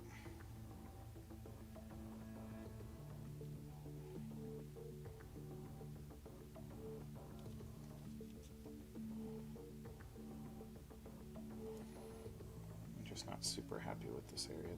The details, part of it's the details are just really not well defined on the ridge there. Part of it, so it makes it real tough to try to paint within the lines, if you catch what I'm trying to say there.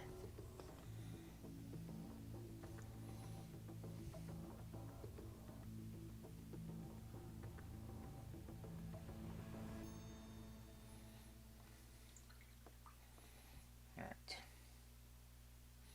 Now that's done. I'm going to thin down some of this brown into that glaze consistency I was using before, and I'm going to bring out some of these edges again.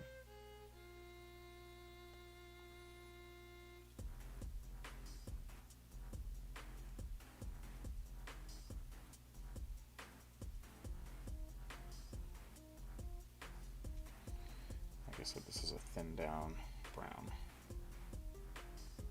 I'm just going around all the ridges, trying to bring back some definition to them. Almost a glaze consistency.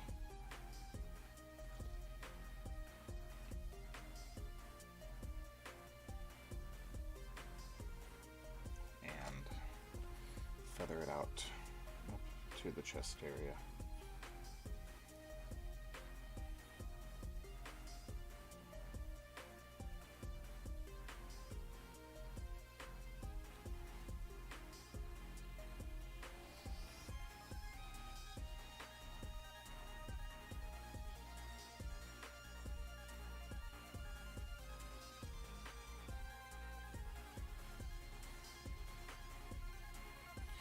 While this isn't a wash, it will help to hide some of the imperfections if you're got some unevenness or had some difficulty with some of your lines and stuff. So it's kind of a glaze.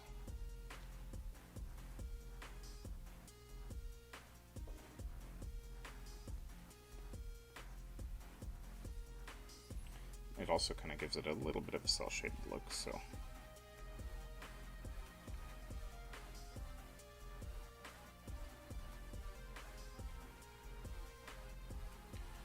Is it? I'll double check that before I do it again. Yeah, he's got some ridges on there.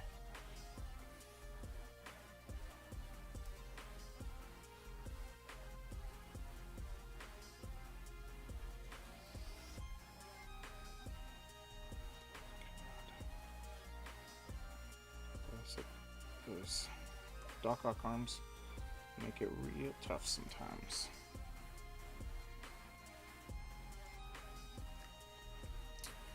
Alright, let's try this again with some of those highlights. Just bring some of those colors back into line. It's the browns that I flubbed up because I bumped into the darn Doc Ock arm.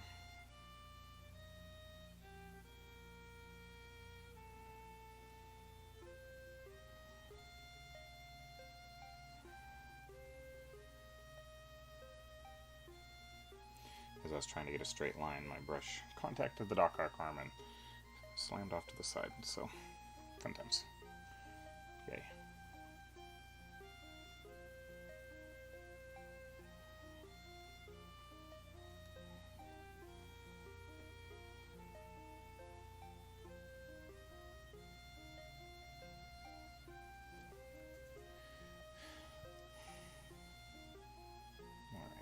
I'm pretty happy with that. I mean, I'm not completely thrilled with it, but it's better than it was. Okay.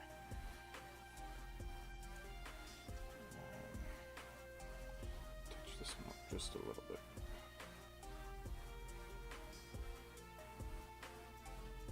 That one again.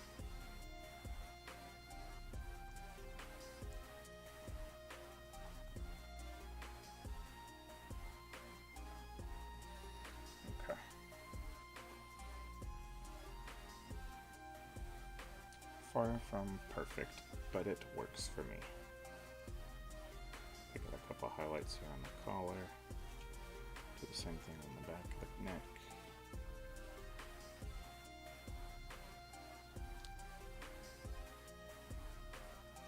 Okay.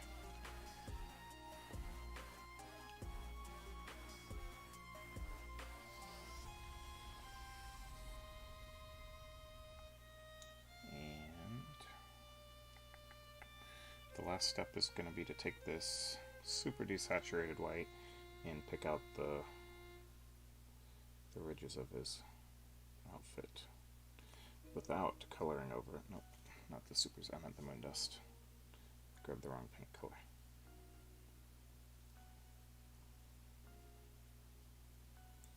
Make sure not to cover all the brown up that we just went and painstakingly re-added.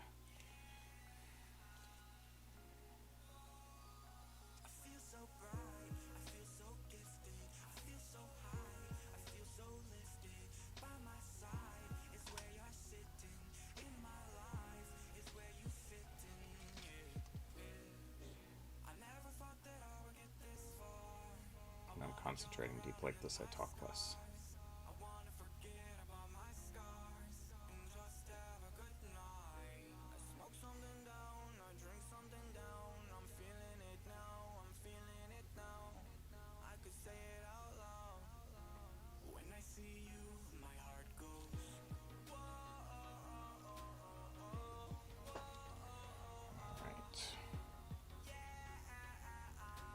Fix a highlight flub.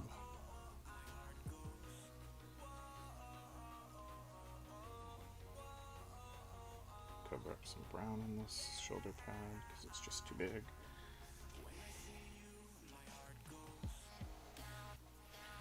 Alright, I think we're ready to put a wash on the metallics.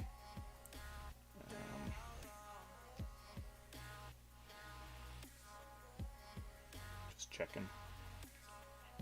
how things look. I think I want to bring this little highlight around a little bit. Pick up some more color on his back real fast with some of the darker gray. Pick out some of the rolls that he's got going on his back here.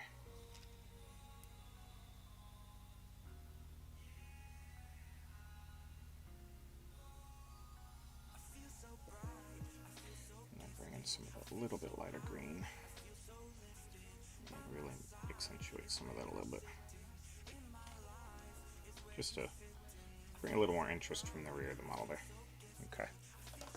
Alright, so I'm going to grab I have a GP palette that I use for washes. I don't put my washes on a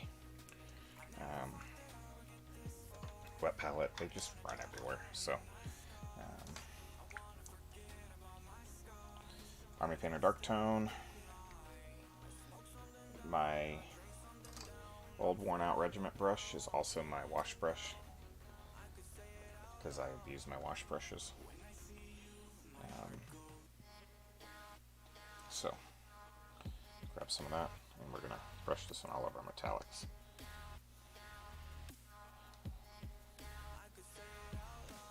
Just because the metallics, like I said, highlighting them is pointless.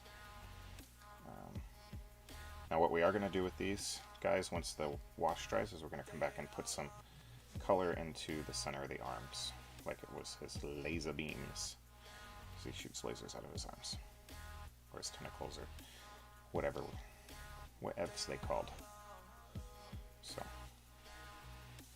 when you're doing it on the body, be very careful. You don't want to get it onto anywhere but the metallics. It will look very out of place if it gets onto some of the other area.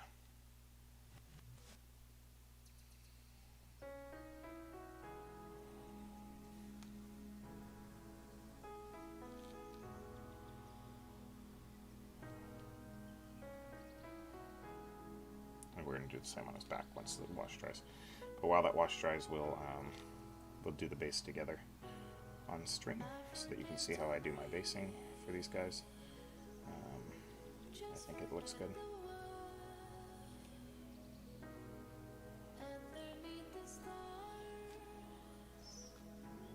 Got too much wash in some areas, so we'll pick it back out. Alright.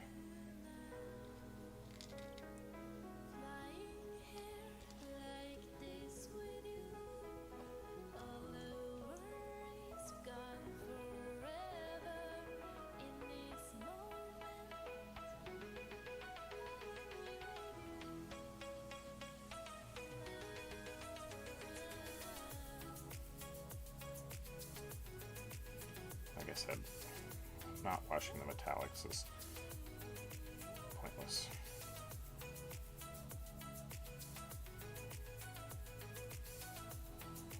I know I said no washes. I forgot about the metallics.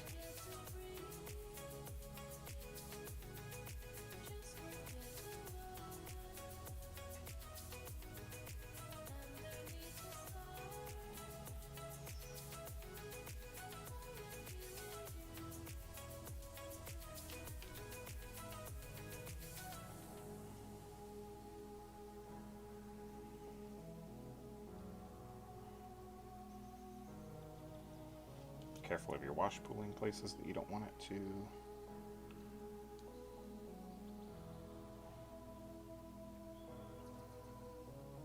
As always, I assume most people have used a wash before. If not, they really are a good tool for your toolbox, and there is a time and place for them where they're useful. I do like the Army Painter tones when it comes to washes. They've just always worked better for me than the GW stuff. Not that the GW stuff is bad. The Army Painter stuff's also cheaper, which I like to do things as inexpensively as possible. And maybe cheap's not the word. They're less expensive, but I feel like they're very comparable in my experience. And I have used the other competitors' stuff, so very.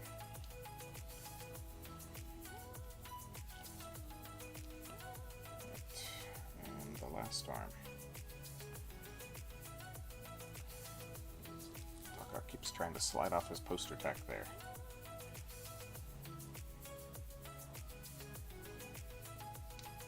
No escaping yet, Doc Ock.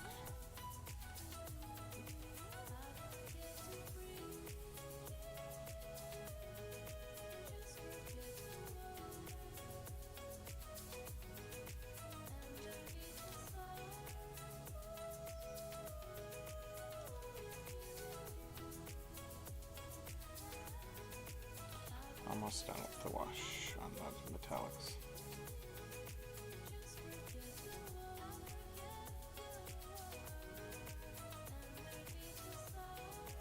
I'm trying to pick off some of the wash off of some of the higher areas so that I don't have to go back and clean up as much later.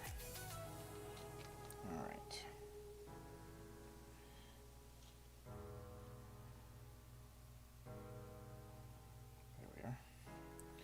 We're going to give that a moment to dry. Set him right over there. And we're going to work on his base, which this is the base we're using. It's already been primed, and the gray that I'm using is almost a perfect match for uniform gray. So if you needed to paint it, you could do uniform gray. The brand of primer that I use is almost a perfect match for that.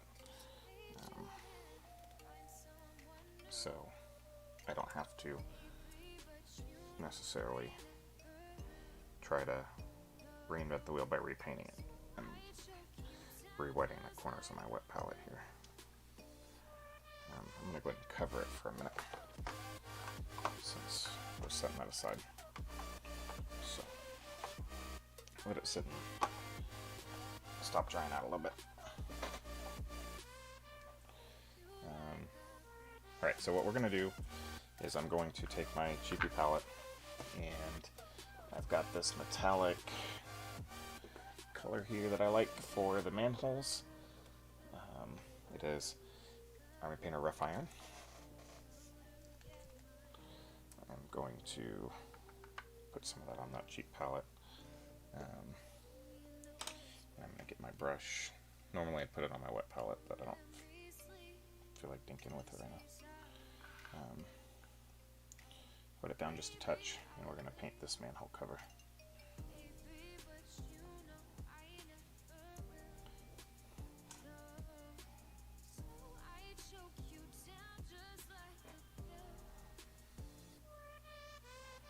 Definitely needs some more water in it. This one metallic specifically is real thick, so make sure you water it down well. I do like the color though.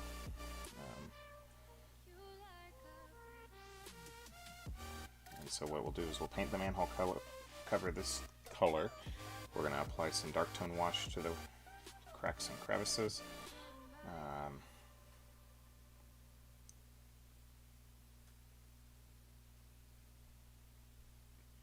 Forgot we gotta paint the storm drain.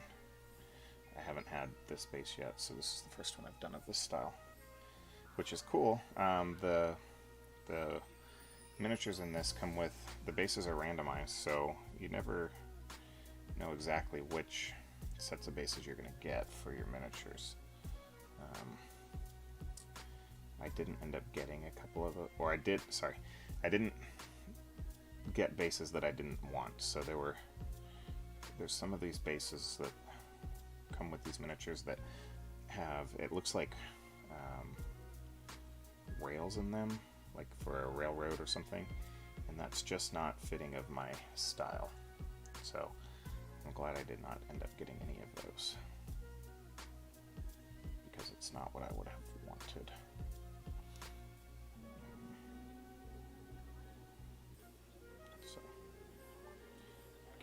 edges in there.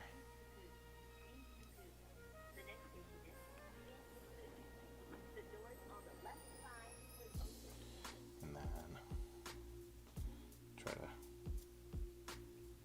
ever so carefully get the outside of it.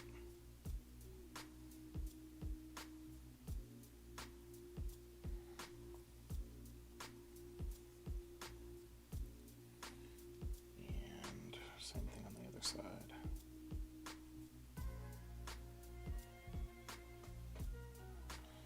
Doing circles from the other direction is a little bit tougher for me.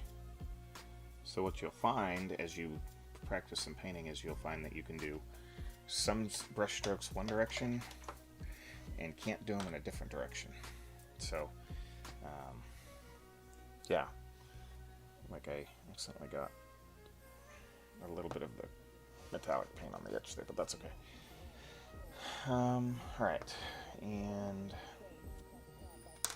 we're going to use Gunmetal for the storm drain, just for some color contrast. Don't need a whole lot.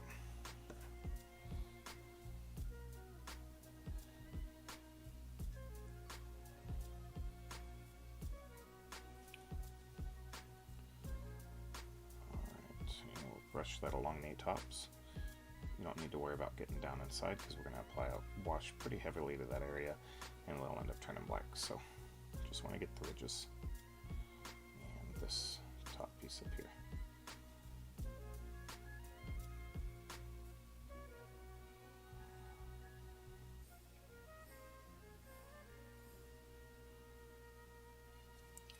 So what these will do is it'll be a wash, a very heavy dry brush, and it'll be done. That's how I do my bases. Makes it nice and simple, easy. And they turn out well, I think.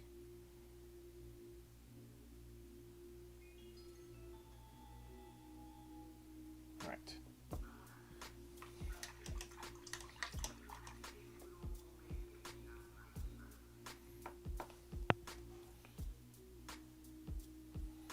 Missed a spot. Ta-da. Okay. Here's how Doc Ock is so far. Probably hard to see with that behind it. Got some paint on my new mat. Not happy about that. Sorry about the shake trying to brush it off.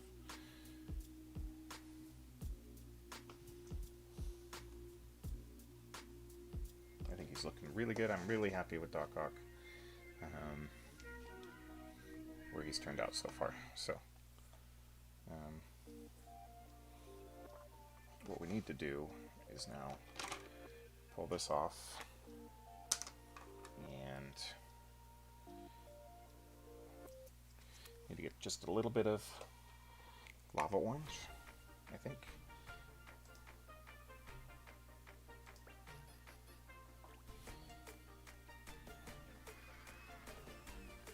No, we're not going to use lava orange. We're just going to stick with our yellows that we've been using, I think. Yep. Let's just stick with our... No, you know what? I am going to go with a little bit of the lava orange, I think. Hard decision.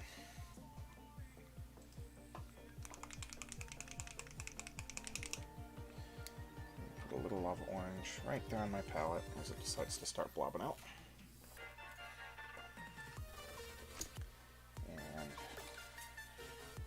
Grab some of that, and we're going to put a dot right in the middle of each of these arms, and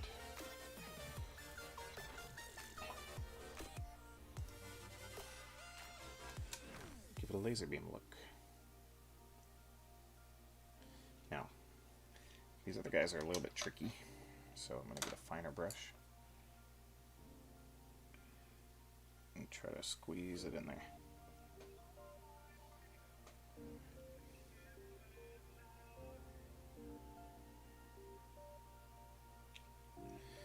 Without, preferably, getting on my metallics.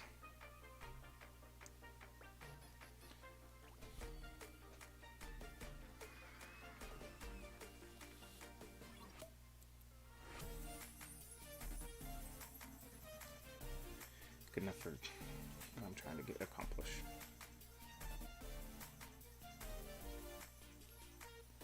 Same thing, you can't really see them, so if you just need to get some color in there.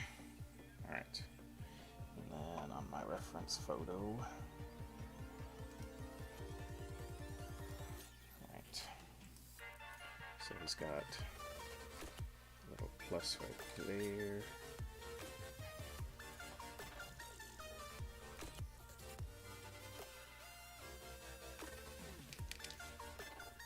Get this center here.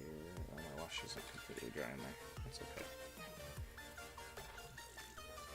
Get that center there.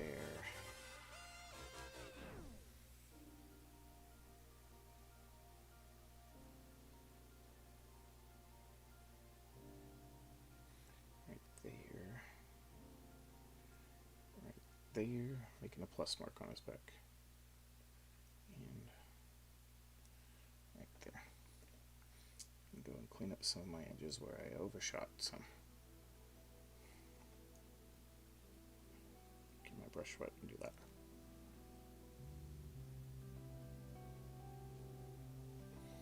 Alright.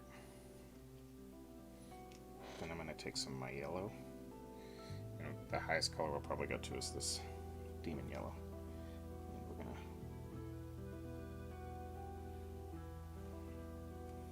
blend it a little bit in the middle.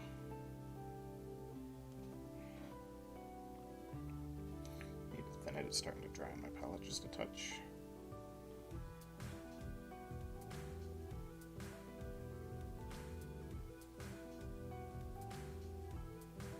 Okay. We're not going to do this to the top two because you can't see them. Alright. That was a little bit bigger than I wanted it to be. So, clean some of it up real fast.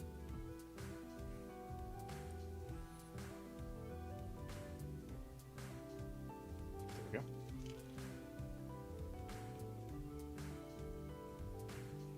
On the back, blend it in just a touch.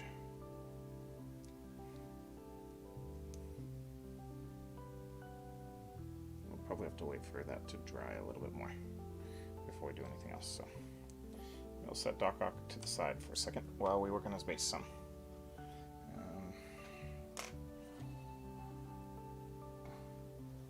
Some of this metallic was a little bit thin, so get that cleaned up.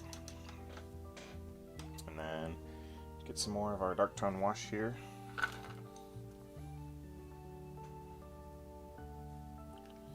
Just need a couple drops. Grab my detail brush and what I'm going to do is end up running it through the seams or all of the cracks.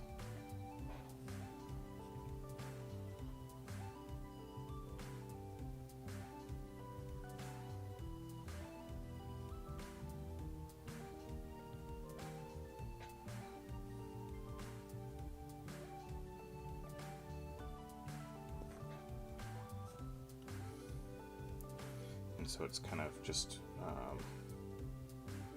pin lining, I guess it's called, or line washing, pin washing. I don't know.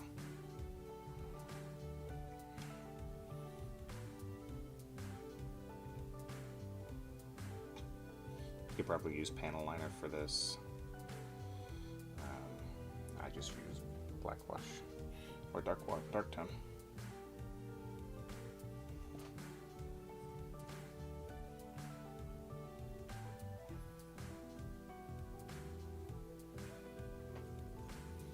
Get a little bit over the edge, that's fine, because we're going to end up washing it anyway, or dry brushing it anyways. I'm going to go along all of these metallics also, just to give them some edge definition around the outside.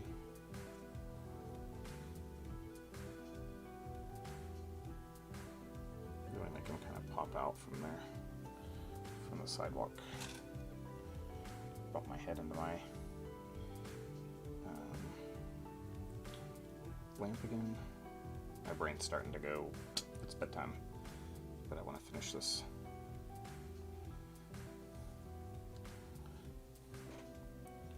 My local comic book store is doing demos for this game tomorrow, and I've told them I would bring my fully painted core set. I was hoping to get some more of the train done before tomorrow, but that's not happening. Doc Ock took just a hair longer than I expected him to. Really because I was trying to show you all my process for it. I'm just applying my wash real quick on there. Alright. Dry it off a little bit and get some water. Did you smell it?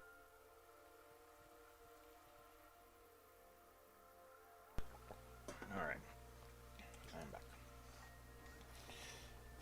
Let's see how we're drying here on the back of Doc Ock.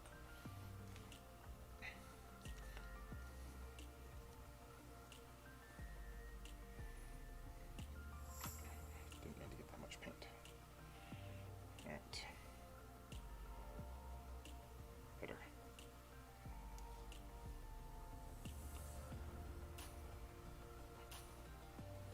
Just need to get some yellow color into these orange spots. You don't want to cover all of it, but you want to give the impression of light emanating as if it's a generator or something.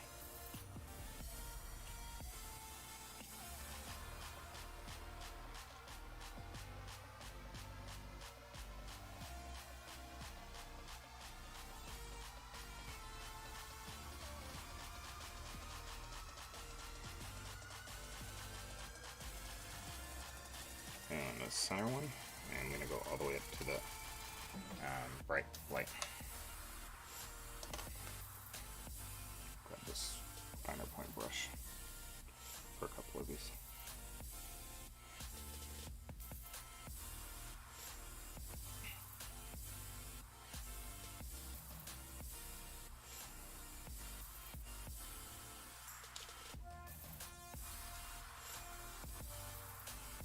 Same thing on these ones up front because I really want to make them pop.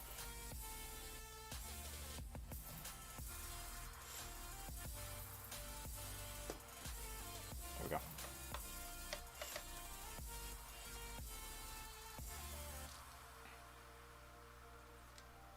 Alright. The Doc Ock miniature himself is pretty much done. Might do just a couple of brighter green tone highlights here on the upper arms because they're not quite as bright as I would like them to be.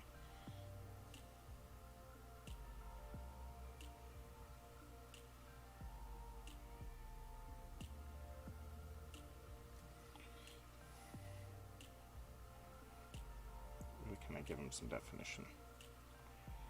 Come up here like he's got some really extreme contrast. Remember, we're trying to be bold with our contrasts here, so don't be afraid to push it a little bit further than you would normally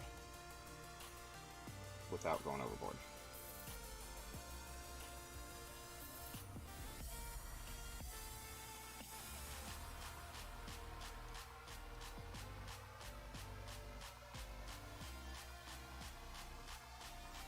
There we go.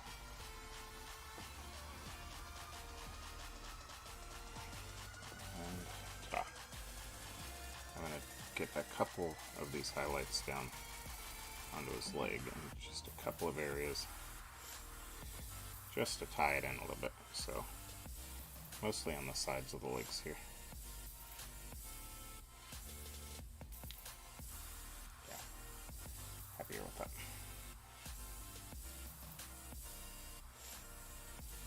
Real small, subtle highlights.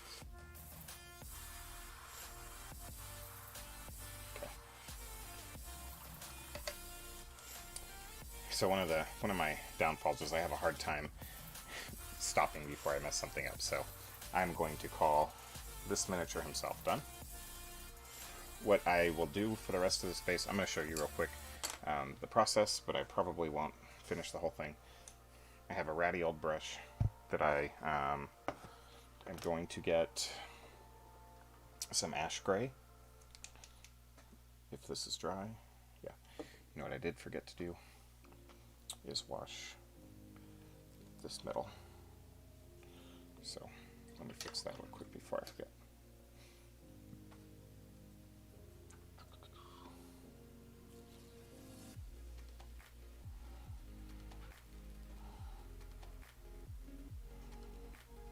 But I can do my dry brushing without that being dry yet. So no big deal. This really dulls down the gunmetal and makes it look worn and faded and dirty. So make sure you do that. Alright. So I'm going to take some of this ash gray. We're going to squeeze some of it out on my wet palette. That's a lot, but okay. Not wet palette, on my dry palette. I don't do dry brushing off of my wet palette either because I want the paint to be thick. And what's going to happen, sorry about the shaking, but I really have to get the paint off here. What's going to happen is you can see this is where I started. I've gotten to where I'm got most of the paint, nothing's really coming off when I brush it on there. And this is why I don't want to do too much of the dry brushing on stream because it shakes my camera.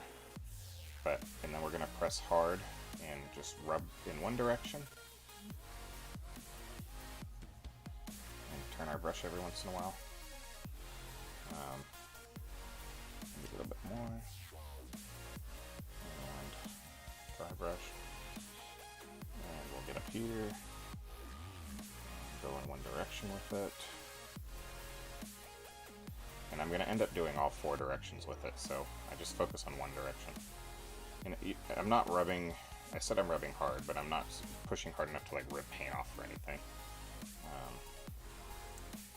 But what I am doing is trying to get, I want it to look streaky. And it's going to look not super streaky, but like, it's hard to explain. But I want it to look worn. And the way to do that is to dry brush the tar out of it.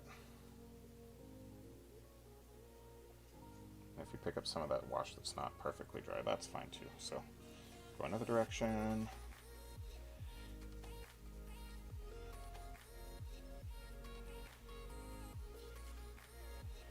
Dry brush, dry brush, dry brush. And it's going to help cover up some of your lines also. So we're mostly done there.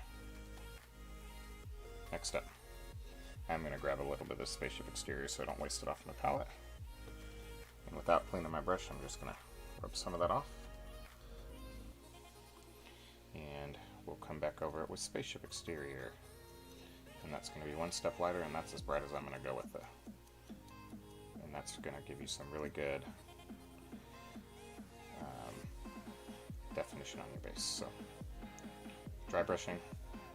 I'll do the same thing on the manhole cover with, I'll use just a very slight amount of gunmetal to dry brush it.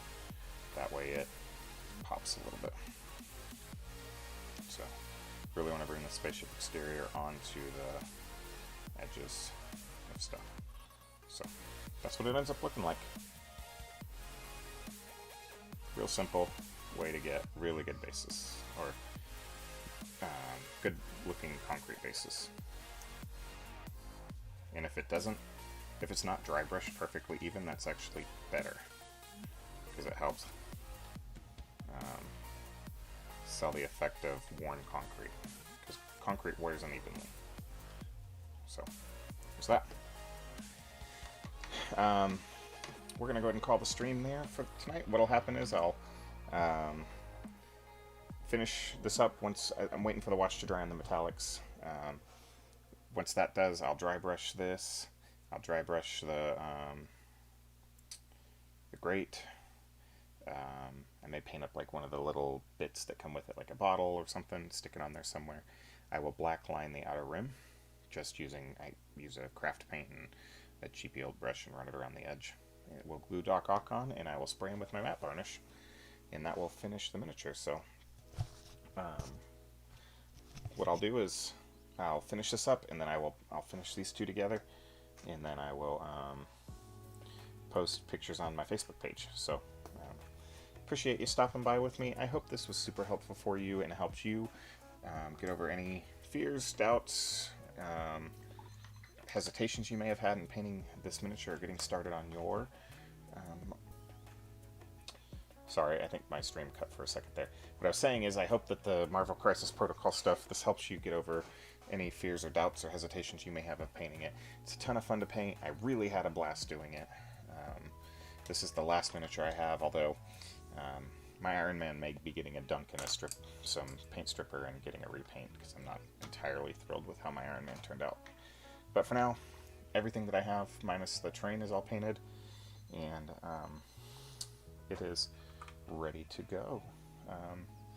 Thanks y'all for hanging out with me, and I look forward to seeing you on the next stream. So here is my outro. Have a good night. Show your appreciation by hitting the like button. You can subscribe by hitting the logo in the center of their screen to see all the new stuff as it comes out. Find me on social media at xxnerfherderxx for Twitter, Facebook, Jagged Brush Studios. To see the next video, hit the video on the left. To see the newest upload, hit the video on the right. And I hope you enjoyed. Get out there and paint some more. Logo in the center of their screen to see all the new stuff as it comes out. Find